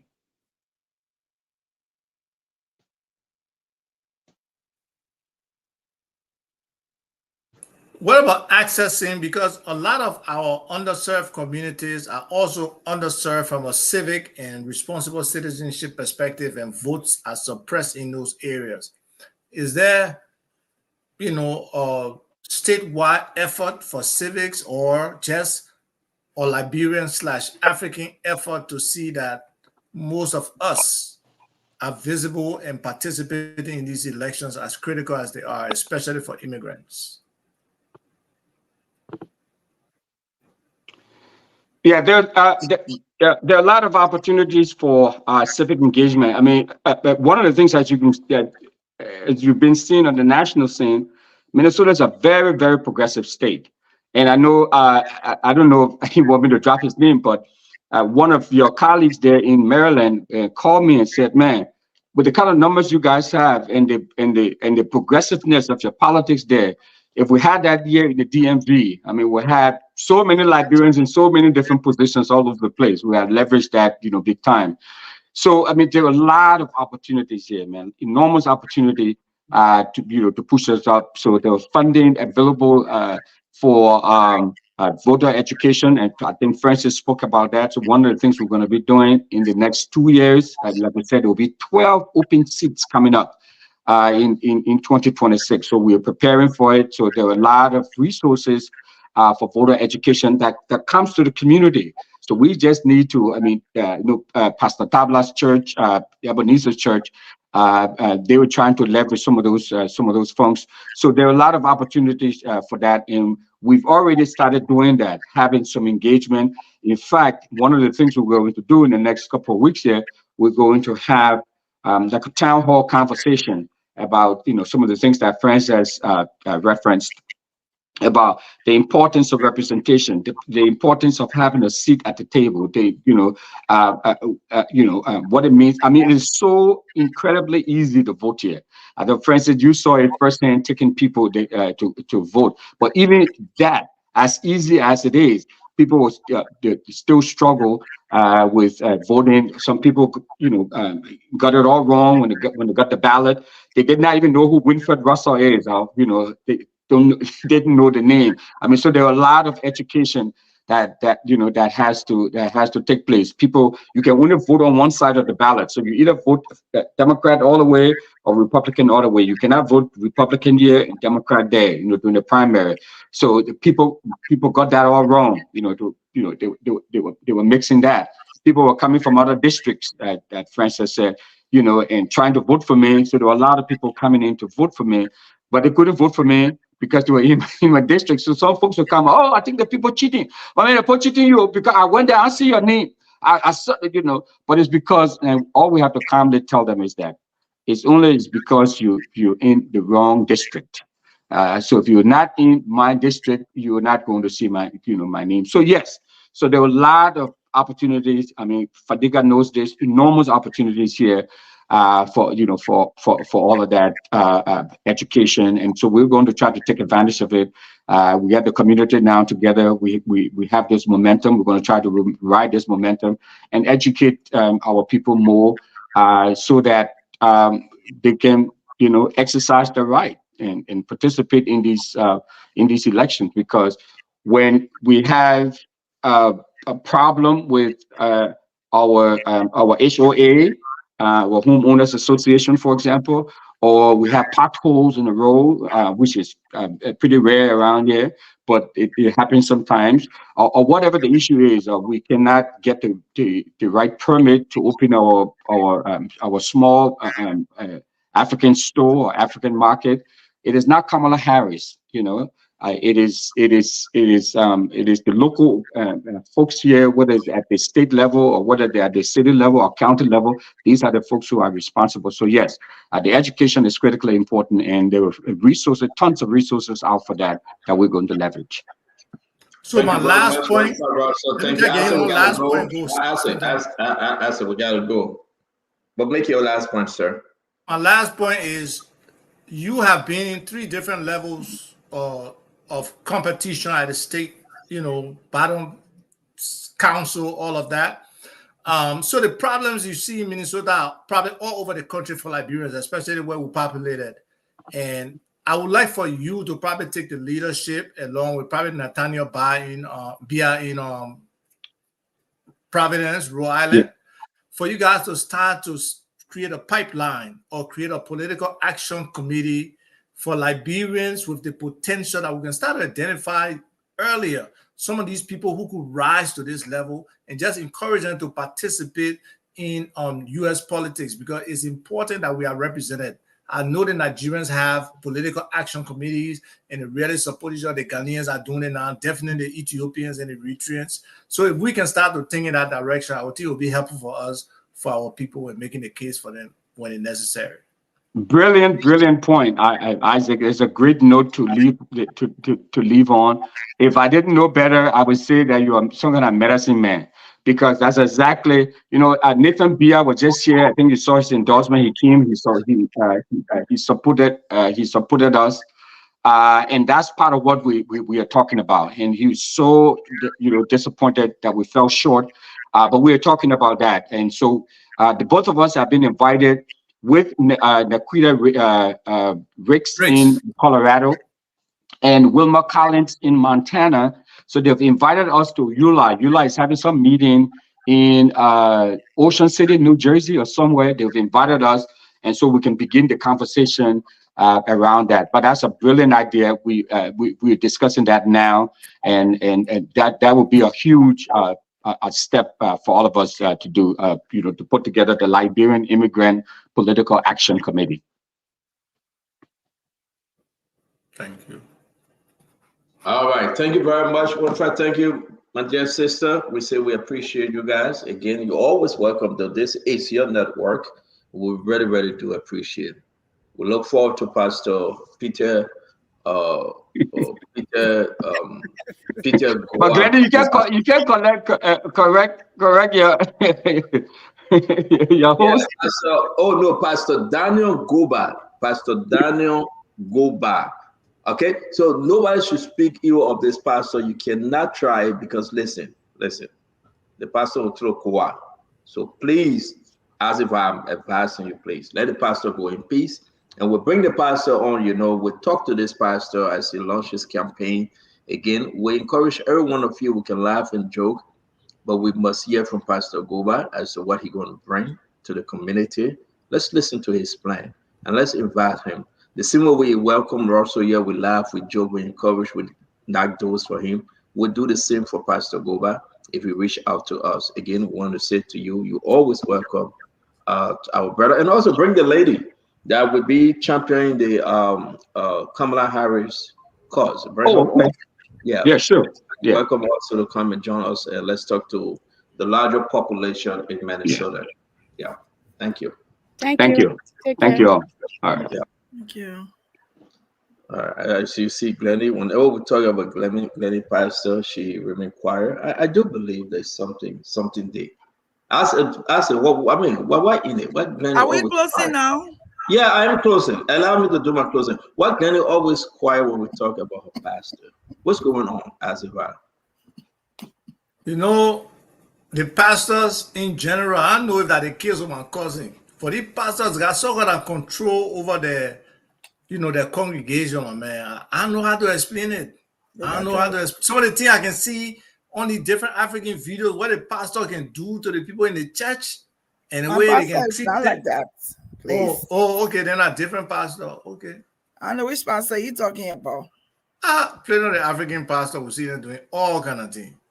Though if I had my choice, the same way in Rwanda where they licensing them, we license them in Liberia. Nobody can just be pastor soon the morning you jump up, you wake up Sunday, your neighborhood you see Zing Church. It will not happen. It will not happen. No kind of. The Bible says in the last day, I will pour up my spirit on all flesh. There you go. No man. Now you don't want that. All right. Now you. We'll zoo you, Pastor. With okay. us, we'll zoo in the last day, I will pour out my spirit on all flesh. Okay, so we have to prophesy, and Jesus Christ did. Yeah, the Great Commission. He said, "Go For ye the last therefore." day, you are the Holy Spirit, Okay, not Jesus Christ. and Jesus Christ did the Great Commission. He said, "Go ye therefore." So you have to go in Matthew chapter. Okay, that direction say, I know you're giving direction. Folks, she's not driving. All right, Abraham is driving. But okay, go ye therefore in the whole world and preach the gospel. So I think that nobody should be sanctioned. Nobody should lessen. Anybody got to preach the gospel of Christ like they do here in America. I appreciate it. I don't think it's a good thing. Once Christ is preached on, okay, once Christ is preached on, that's what Paul said. Some will preach Christ in envy, in jealousy, in bitterness, but once he is preached, the message must go. So thanks to Pastor Daniel Goba. I would never say anything because I heard about that pastor and you throw Kuwa on you. So I don't want Kuwa. Okay? I do not. How can this woman don't go to church? She live in Virginia, but she supporting a church in Minnesota. That's something happened. Something did it. Something did it. Are we closing now? I'm done closing. I go to Leo. All right, tomorrow. We couldn't even get. Hold on 1 minute. Let me do this real quick, Sis Plenty. We couldn't even get to the rest of the story, but powerful story. Let me close with this one. I want to say to everybody, don't forget. Tomorrow we get in the Fulani. They are coming here to talk about issue of importance. Issue of importance. This is not a flyer. I think we'll change this flyer. It's the other flyer. But they are coming here to talk about everything, the ethnicity and everything. All right. We welcome them.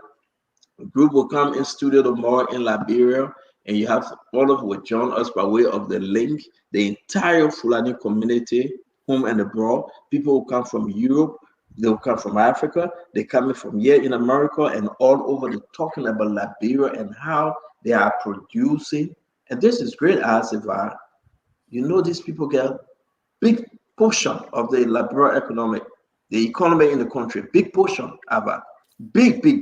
And I don't know their aim. I don't know what they bring in, but they will be on Spoon Talk. It will be big. And tomorrow is Flag Day. Don't forget, they have sent 500 United States dollars that we can ask Liberian, only in Liberia, okay? And Dama will be on the show. We will take questions. We'll ask you about the importance of Flag Day, what you know, during the conversation with the Fulani, okay? I don't know if he's the president. They call him Ba. But it can be any Ba, it can be any Ja. You know that in Nena, right? But he contributed 500 on behalf of the organization more that we will ask the Liberian people question about Liberia heritage. So to you, God can bless anybody can come in any phone. Get your phone ready. We are telling you, 500, we must spend that 500 tomorrow. All of it. Somebody will have $10. Somebody will get $15. Damo, can you come on? Let's end this show. And again, it's about Liberia, the flag. Okay, it's about Liberia. What you know about your country flag.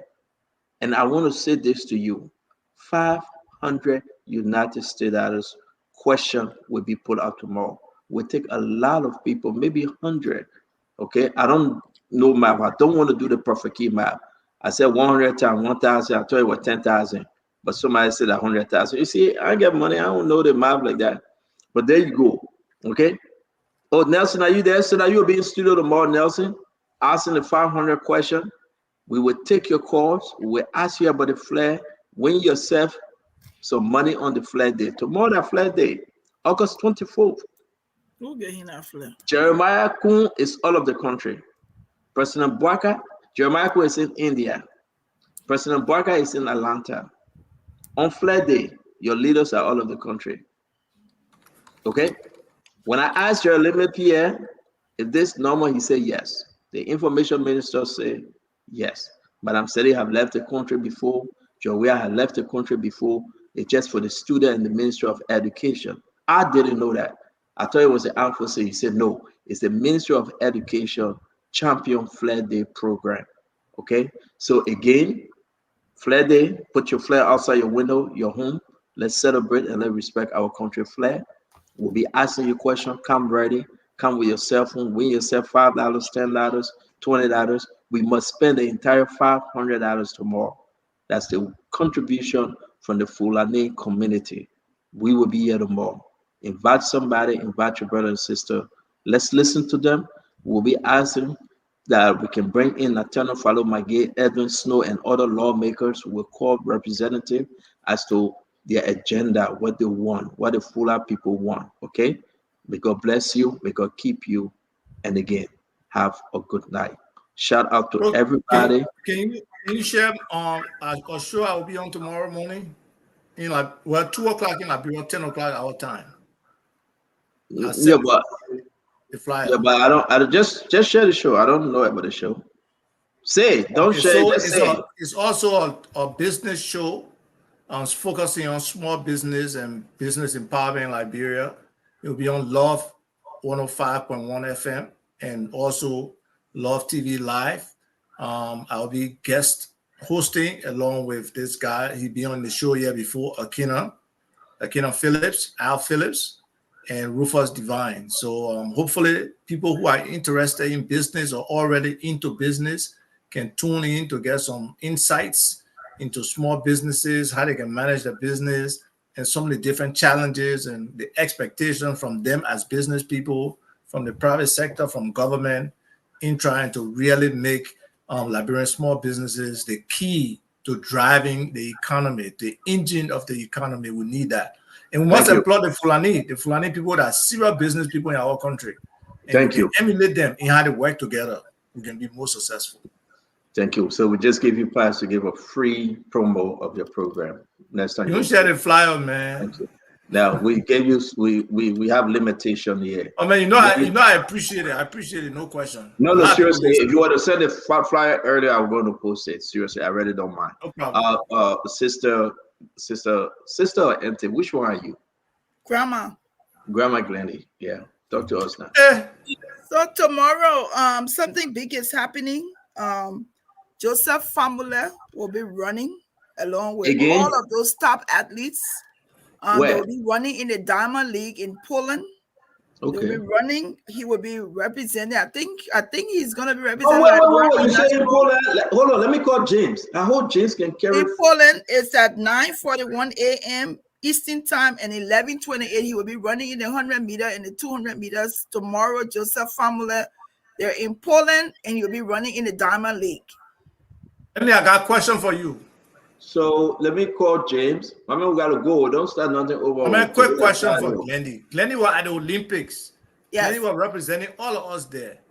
Glendy, how challenging was it, and what did the coaches say? We'll do that thing later, but we can't go there. A Famule ran in a race. I beg you, I said, we gotta go. After. Your own got nowhere to go. I think it was challenging though. You got no braces on. You got no braces on. You got nowhere to go. You're home for life now. Right. I don't go nowhere. I told somebody that I'm on fun yet. I'm on hanging all yet. But talk to James. Then he check where it is tomorrow. Yeah, I'm calling James. I want James to go live from there if possible. Can you send me the information? Text it to me. I'll put it in our chat room because James is there. He can find that place. I think he's at work right now.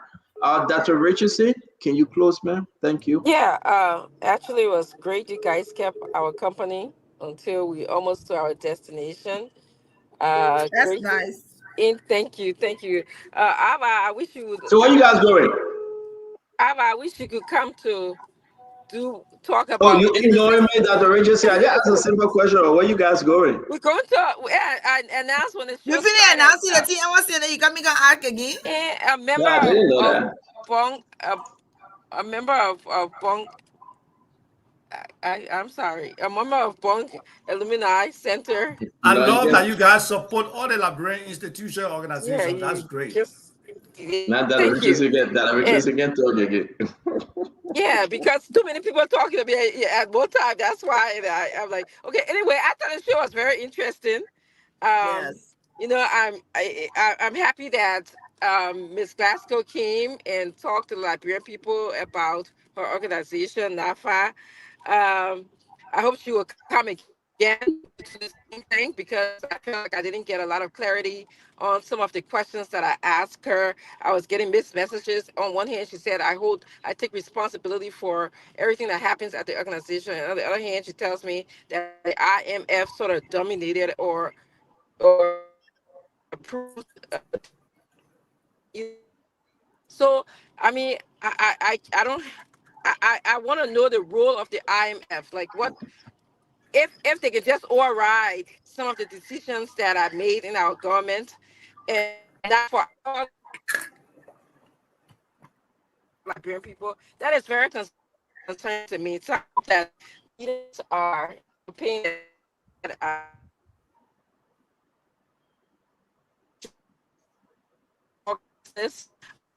we like a woman who moved back to Liberia to open a restaurant. Eats Plates and Pour is at the corner of Carey and Clay Street. So tomorrow she'll be opening her restaurant. I would like to encourage all Liberians to please go and support her. Her interview today was a testimony. So if you have not seen the interview, please go and watch it. It was just great. It's sort of, put dreams into ideas. How we dream about going home and doing so many things. In this case, she actually implemented her ideas. So again, I thank you guys for watching today. Tomorrow, we'll present another excellent edition of Spoon to you. So thank you, Stanton. Thank you very much, Dr. Richardson. Thank you, Sister Glennie. Thank you, my brother Asivar. Again, want to say thanks to all of our many followers. Don't forget the Fulani will be in the house tomorrow to discuss issue 4, their agenda. And like Ava said, please follow him on Love. You say Love 101? 105.1. Love 105.1. Don't forget, on we'll get in Facebook, contact. Love-TV-Live. Thank you. We'll get in contact with Sis Glennie to bring in we got James I put it in the Portland. chat. Sure, we hope that James can go live from there. He have never done this in a long time, almost 2-3 years, but he can do that for us. And we hope that he can get in contact with Fambule again, that we can elevate this. I again want to say thank you to all of you. All of you, we say thank you. Thank you, Sis Glennie. Thank you, Sister Special. And thank you, Asivar. Thanks to Fadika, to Dwalu, and the entire team. May God bless you as we leave you in peace tonight. My young brother, how you doing today? The man that working the numbers. I mean, you can go to bed. I call, you don't answer. You got 2 cell phones. You refuse to take my call. The Liberian people say I must say. I mean, I don't know what I did to you because I took your $20 from you, and you say you were fair with me because I took your $20. No problem. No, it's here. Something. But Make we'll it talk, up. we'll talk behind the scenes. Make it up. We'll talk behind the scenes. I'm really hungry tonight. Yeah, I'm really hungry tonight. The potato greens, no potato greens tonight. No potato green. Potato green finish. No potato green. Yeah, I don't know. I want to try the Chinese food, the chicken wing and shrimp fried rice with a side of steamed broccoli. Yeah. But I'm gonna ask JR if he wants some, because usually he would say, no, Daddy, I don't want that. But if you want it, then we can go get it. But yeah. But what did you eat today? What you had? I had was it tobagi? Yeah, I ate tobagi. What kind of tobagi? What kind? The regular bitter ball tobagi. Oh, bitter ball tobagi. So it's not kettle tobagi, the bitter ball. Yeah. So it's not the double soy. No, they got the double soy. The double soy that they want with the water green. The water green. Don't say that water green. I thought that the red oil in the water, you put the soda inside. No, the double soy that they want with it. But anyway, I can cook. So who's cooking for you? At least, the CEO himself know all the recipe then, but the tobagi soy that they want with the potato. Yeah, but who cooking for you, your mom?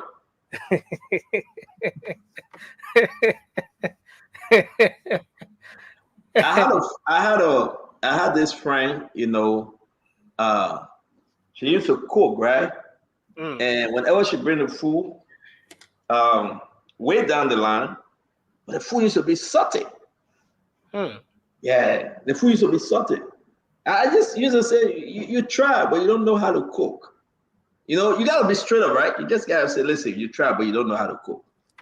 And, you know, the dry rice will be sauteed, the potato green will be sauteed, yeah. You know, but if you tell us to reduce the salt, you know, that my friend went, and my friend said, well, man, I just eat it like that because you know I don't get in trouble. And, you know, but again, I want to say, yeah, I'm hungry though, seriously. I think Madame gonna cook something. Yeah, she went out, I believe. You know, she always cook, and that's the best part of it. So I'm gonna wait and see. Because I want to spoil my appetite. Yeah. You know, and I think, you know what? Actually, what I'm gonna cook on Sunday, careless green. You have heard about careless green, right? Yeah. Yeah, you cook it like fried greens. You put a cow foot in it. And, you know, you can mix the cow foot with some dry fish and other stuff.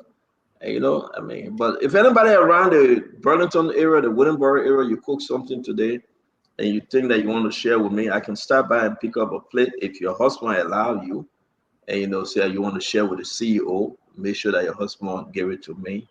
I will ask my wife if I can pick it up. If my pastor wife is not busy, Sis Marcia, she was going to cook and call me for it, or she was going to face that special donut. If she's not busy, but you know, if she have to go to work and she's busy, since her grandson came, she stopped cooking. You know, she used to cook and share with us, right? But since her grandson came, they called it picking Joshua. The woman into her grandson so badly, she can't cook anymore. You know, and share. You know, I be giving the picking crossy. I said, picking, you know, you spoil my chopping spot right here. You know, I can be giving corner eye. You know, and yeah, they say CEO hungry today. Yeah, I mean, sometimes you gotta get hungry because I'm very busy. Somebody said, Philip, but I say my wife cook cassawali. Philip, thank you very much, but I really don't eat cassawali and give me bad heartburn. So yeah, so you know.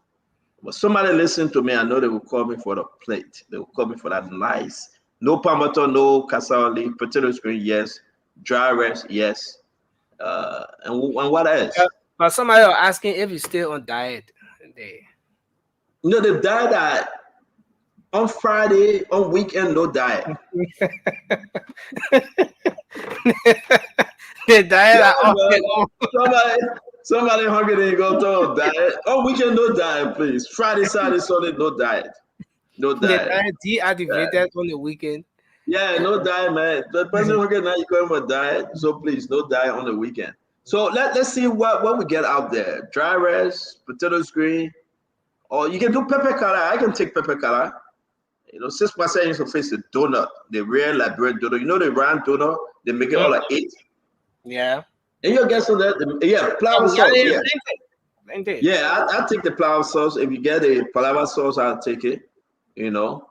Yeah, the round donut, the sugar donut, the pepper color, strong hot pepper. Yeah, I can take that. You know. No GB, I beg you, Paul, I beg you.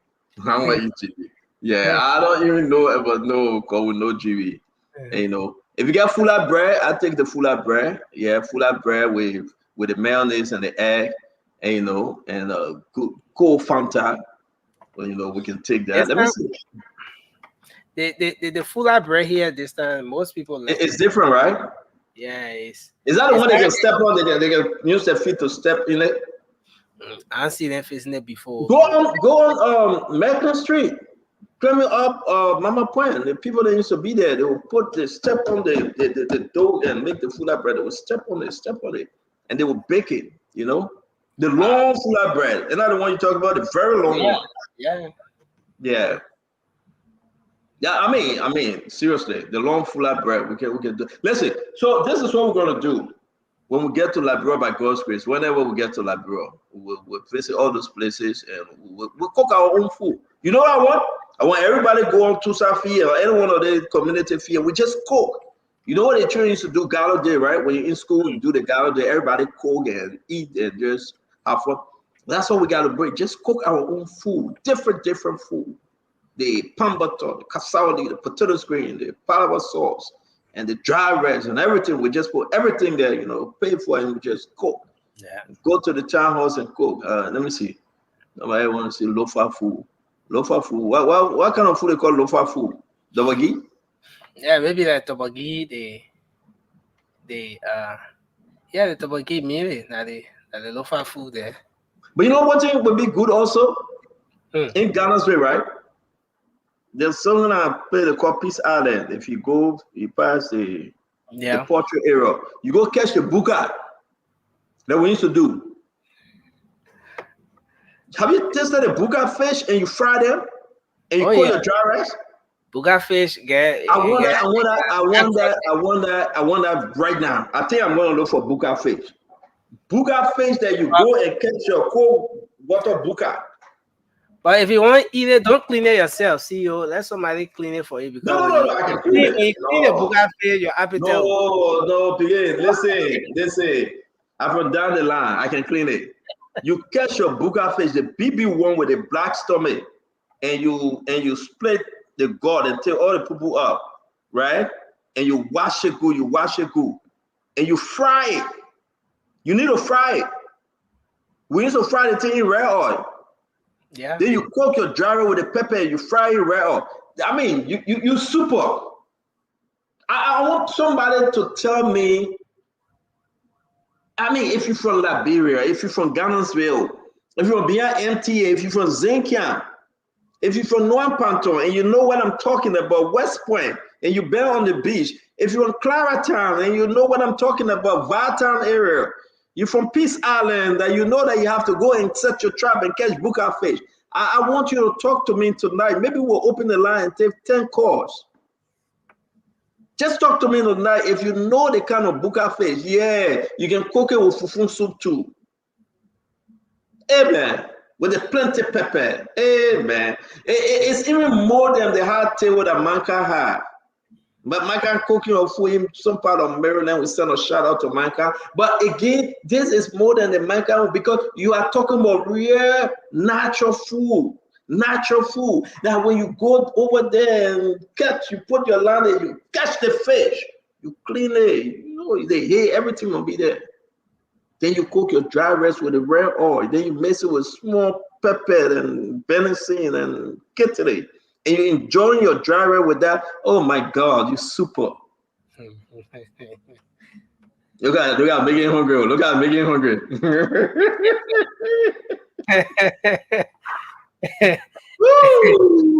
I'm making you hungry again. It's like no balance. No, but I mean, if I go fishing right now to the park, it will be catfish. I don't know. You don't have that kind of rare buka fish here. That catfish you'll go get. If I go right now to Willenboro Park, they swam that catfish. And they say you can't fish it after 7, and you gotta go buy the fishing lesson. And you gotta go buy your bait. You know the bait that you can go right behind a bathroom area and dig and get a big bait. You get in the store. They want you to go buy it. They get a little, put some of that in the cup, and you gotta go buy them. Wow. Yeah. I can go right now in Newcomb, Ghana's right behind the bathroom. The people they can take by outside. You know what I'm talking about? You just dig, you take the BB bait out, but over here they say in the cup you gotta go buy them $20. This level not correct, man. The people say you gotta go buy your fishing lesson. You can fish in certain time and certain area, and you gotta go buy your bait. You gotta go buy your fishing line, and and you gotta leave from there when it's before 7 o'clock because the park closed. But that's a system, Nelson. So I hope I can get some buka fish. I don't know who's selling some buka fish. I will be ready. I want to fry it right now. And Nelson, I want to fry it right now on camera. I really do. I want to clean it, and I want to wash it. I want to fry. I want to do shwang. Then when you do shwang, then it's full. But sometimes you're lucky you go catch the spring frog. I will get tap the line in the water, the flower, that yellow flower or that red flower, it go pa pa pa pa pa pa pa. Then the frog will jump, pa pa pa pa pa pa pa. Then you just check it. Then you ready to fry the frog and still be checking in the hot oil.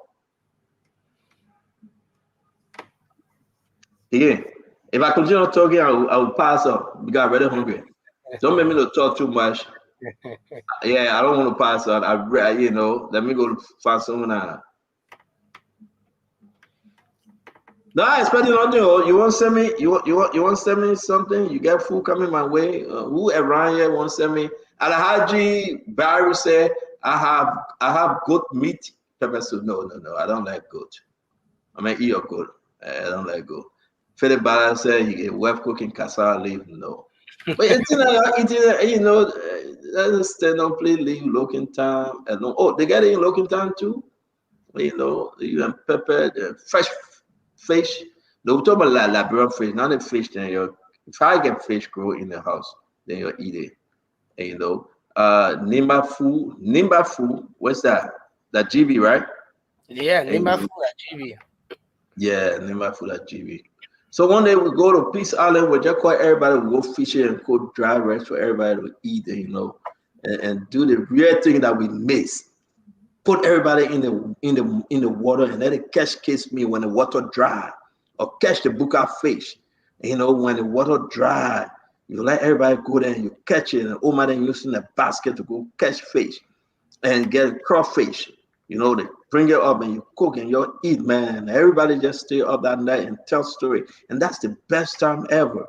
And we want to say thank you for joining Spoon. Always come back on Spoon. Let us know what you're cooking. Let us know, what your tomorrow will be. Tomorrow, that Flair Day. Don't forget, you want to call only from Liberia. You must call. We're going to have the Fulani on the show. They have given 500 United States dollars. We want to share with you. We will say to you, please call on the show. You can win. The lowest is $10. Back to school coming on. Some of you will win 25, somebody will win 15, but you have to call on the show and answer question what you know about Flag Day. Tomorrow is Flag Day. What do you know? How we got red, how we got white, how we got blue, how we got a single star, where it came from, who made the flag, how many colors, how many stripes, and the importance of the flag, how we got, was there another flag before this flag, Nelson?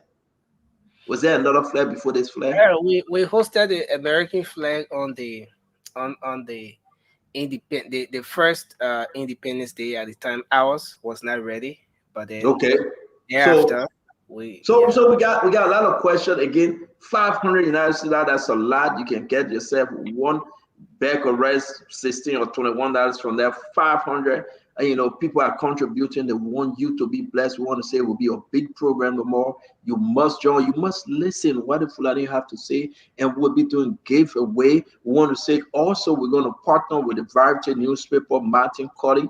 We're going to have questions in there likewise. When you answer the question, you buy one newspaper, $40 Liberty. And when you answer that question, you're going to go on with 1,500 Liberty.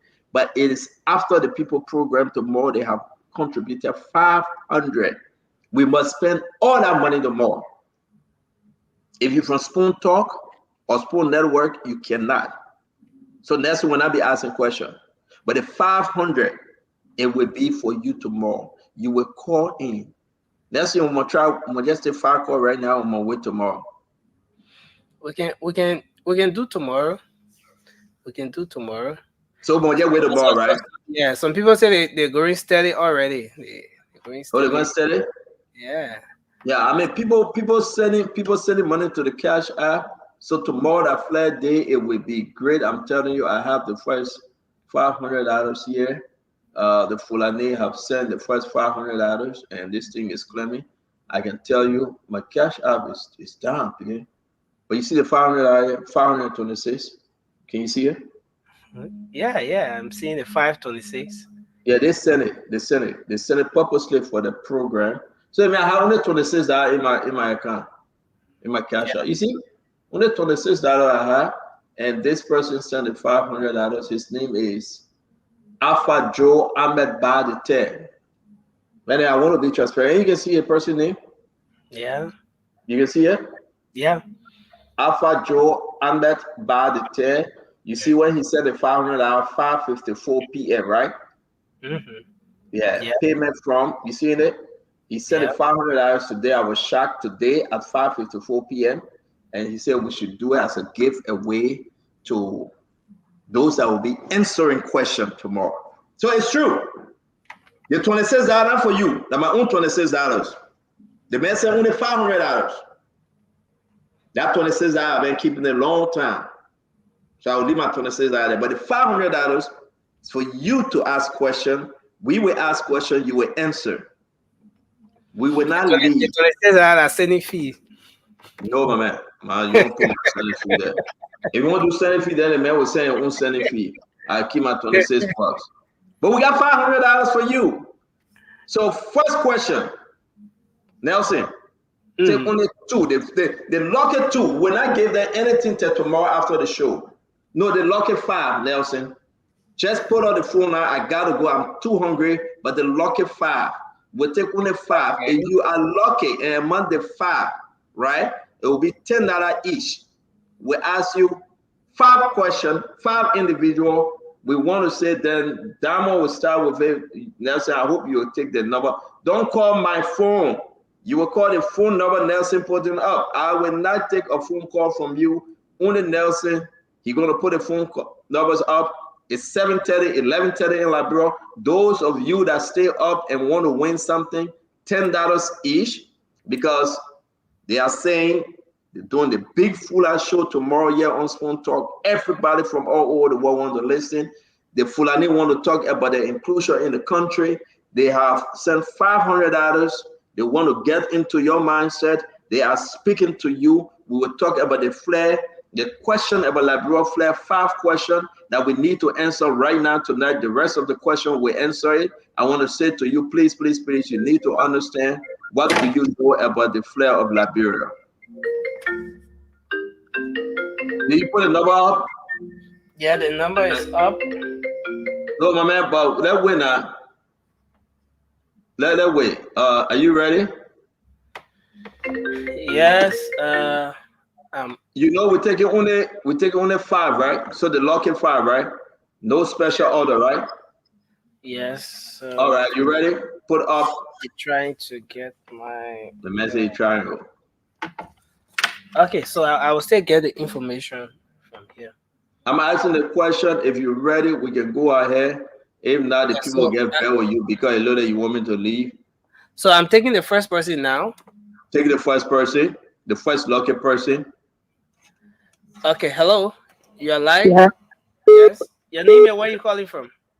My name is Joanna M. Green, calling from 1235. What's the name? 1235. Joanna? Joanna M. Green, calling from 1235. Joanna? Sorry, we want to get your name right, man. Please, I know you're calling with limited second of meaning, but we really got to get your name right. Yeah, you say, please, slowly pronounce your name slowly again, please. Hello? Yes. Can you pronounce your name very slowly? Joanna. Joanna. Thank you, Joanna. Welcome to the show. We are doing this now, but you will collect your money tomorrow. Joanna. Thank you. If you win, you will collect your money tomorrow, okay? Because I can tell you, tomorrow the Fula people will be here after the show if you win. Now, welcome to the show. When was the American Colonization Society established? In what year? When was the ACS established? In what year? The ACL. The ACS. ACS. No lie. No lie. All right, I'll answer a simple question, Leah. When, listen, it's simple. We can ask only one question. Only you I'm going to get past to. So listen and listen very well. What year, date, month, Liberia got her independence? 1847. I will ask you the question one more time. Wait, Nelson. If you don't answer it well, you will miss it. Listen. 1847, June 26. June 26. Yeah. Nelson, please tell her to listen. Okay? Listen. Thank you. What year, month, and date Liberia got her independence? Hello?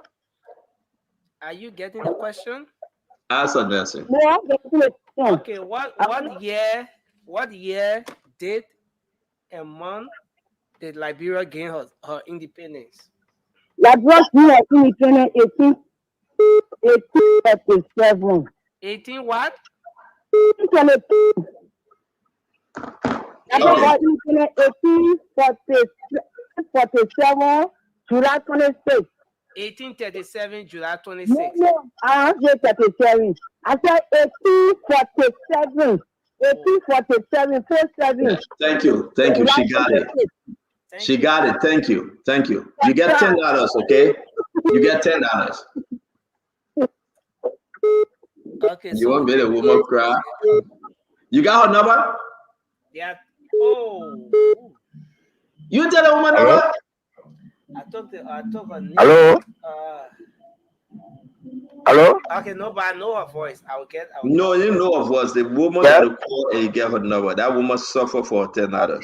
So Therefore, question. But talk to this guy. Let's talk to this guy. yeah, so Hello? yeah, hello. Please go ahead. Yes? Yeah, go ahead. Your name and where you calling from? My name? Yeah, your name.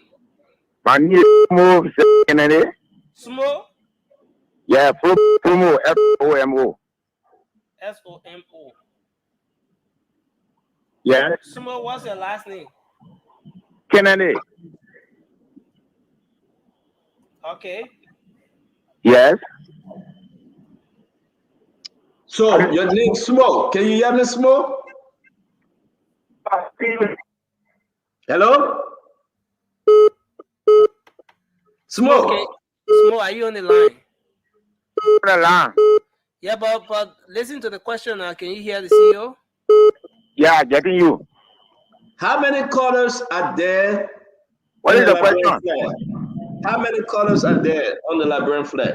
How many colors are there on the Liberian flag? 11. 11 Okay. colors, right? Thank you. Yes. Okay. You finish? You 11 colors, Smoke, seriously? All right, bring the next color. Hello, you're live. Your name and where you calling from? Hello? Yeah, your name and where you calling from? Spoon FM. My station. Your station. Our station. And most of all, the people's station. Spoon FM. Wow! Pick it up. Oh, they may go. We gotta record that guy. We have to record him. I like him. Hello. Hello, your name and where you calling from? Yeah. Hello. Yes, your name and where you calling from? I'm Anthony Daulo. Anthony Gaulo, right? Daulo. Okay. Anthony Daulo. Daulo. Okay. Yeah. Anthony, listen for your question, please. Yeah. Liberia is located on which coast? On which coast of Africa? Please repeat the question again, Gabe. Liberia is located on which coast of Africa? Liberia is located on the west coast of Africa. Thank you. Thank you. Anthony, please give me your number quickly. 077. I mean, you get Lone Star number? Okay, the Lone Star number is 0880. 0880. Yeah. 89. 89. 6601. 894601. Yeah, 66. 89 6601. 895601. No. 66 SIX. SIX. Oh, 6601. Right? Okay, thank you. 89 66. 6 is SIX. Yeah, 01, right? Yes, 6601. Thank you. Thank you. Thank you too. So we take the third person. Hello. Hello. Your name and where you calling from? Kanda Kamara calling from Bridge. Okay. You said Musa Kamara? Kanda, Kanda, Kanda. Kanda, Kanda Kamara. Yeah. Okay. Kanda, please listen for your question, but reduce the volume of your radio. Yeah, reduce the volume of your stuff. Walk away from your radio, please. Are you there? Kanda, okay, yeah, go ahead. Just listen for your question, Kanda. I got 2-in-1 question for you for $10. How many stripes are there on the Liberian flag? How many stripes? 11.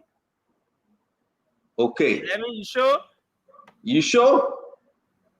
6 red, 5 white. Let's see you sure by. Okay. 6 red, 5 white. They may get $10. So give us your number quickly. 0888 0888 57 57 35 35 28 28. 57. 67 35 28. Okay, thank you. Thank you. Is that the last one we get in now for tonight? Yeah, then yeah, we're taking the last person. Hello. Yeah, hello. Your name and where you calling from? My name is Prince Yutomo Nachori from Bonason. Prince? Yeah. Hello? Prince, yeah, Prince, are you there? Thomas. Okay, yeah, Prince, please listen for your question, yeah? Prince, the white represent what? The white star on the flag. The white star represent what? Let me get the question again. The color white on the Liberian flag. The white star. The white star. Yeah.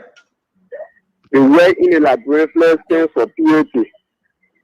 No, the star. No, listen to the question again. The white star, the lone star, the white star on the Liberian flag represents what?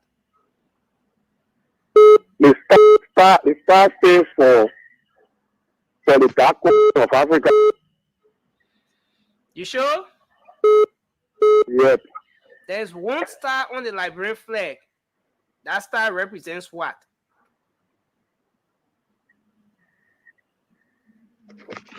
Let me come out of tomorrow. That's it. We got one more call to go.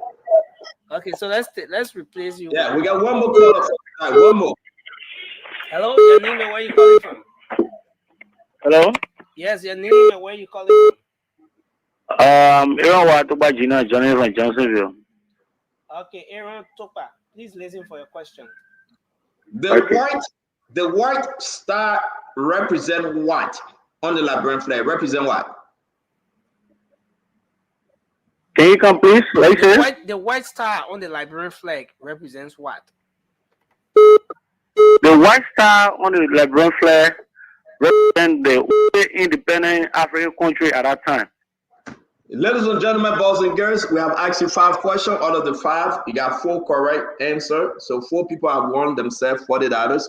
He won, Nelson. That's it. Give him his $10. We'll have more tomorrow. A lot more tomorrow. Believe me or not, the Fulani will be here in studio in Liberia, here in the United States and around the world. It will be a big program tomorrow. Come and hear them. They have contributed $500 United States dollars for this question event. I want to say thanks to them. Take that person's phone number before we close. Please give us your number quickly. My number is 0555 0555, yeah. 37 37 10 10 31. 31. Yeah, 31. Okay. 37 10 31. Yeah. Okay. So you guys will not get your money till after the program tomorrow, and we'll be asking more questions tomorrow. Again, I want to say to everybody, it was contributed. The money was sent in. That's it, Nelson. The money was sent by Alpha Joel Ahmed Ba III. He made the payment to the Cash App of $500 United States dollars.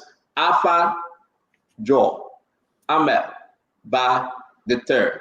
He made that payment saying that, listen, bless somebody on this flag day.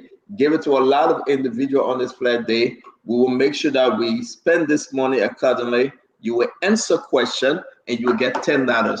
50 individual will be going home with $500, $10 a piece. I think my Prophet Key math is right. 50 times 10. That's 500, right? Yeah. Right, Nancy? Nancy, not even know. Nancy, not even know. 500.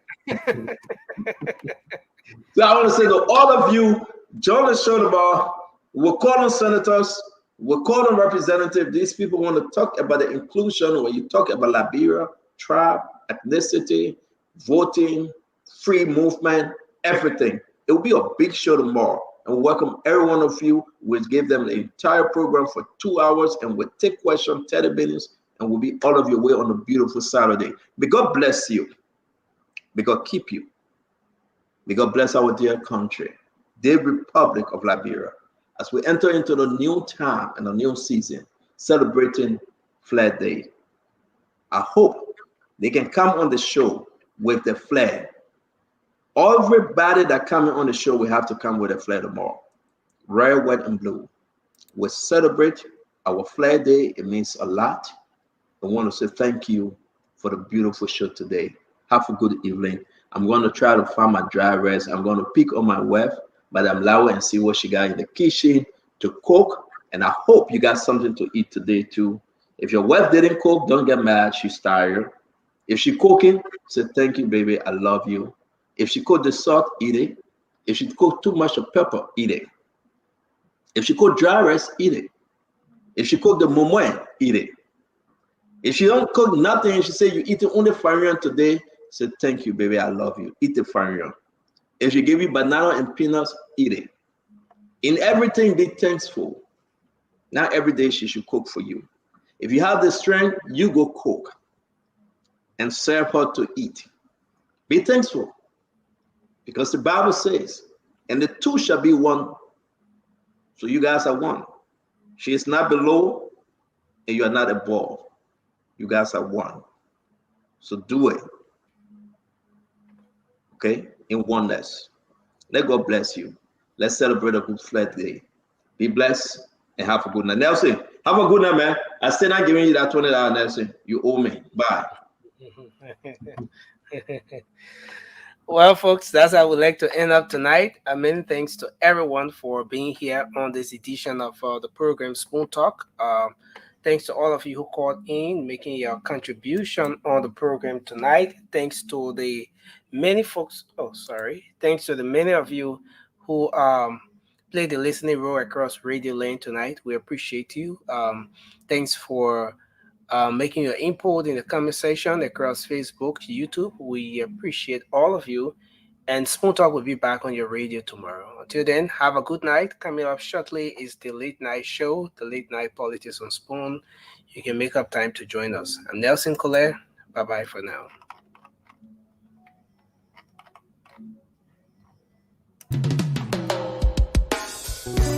Yes, sir. A special one from the CEO, Stanton with the spoon.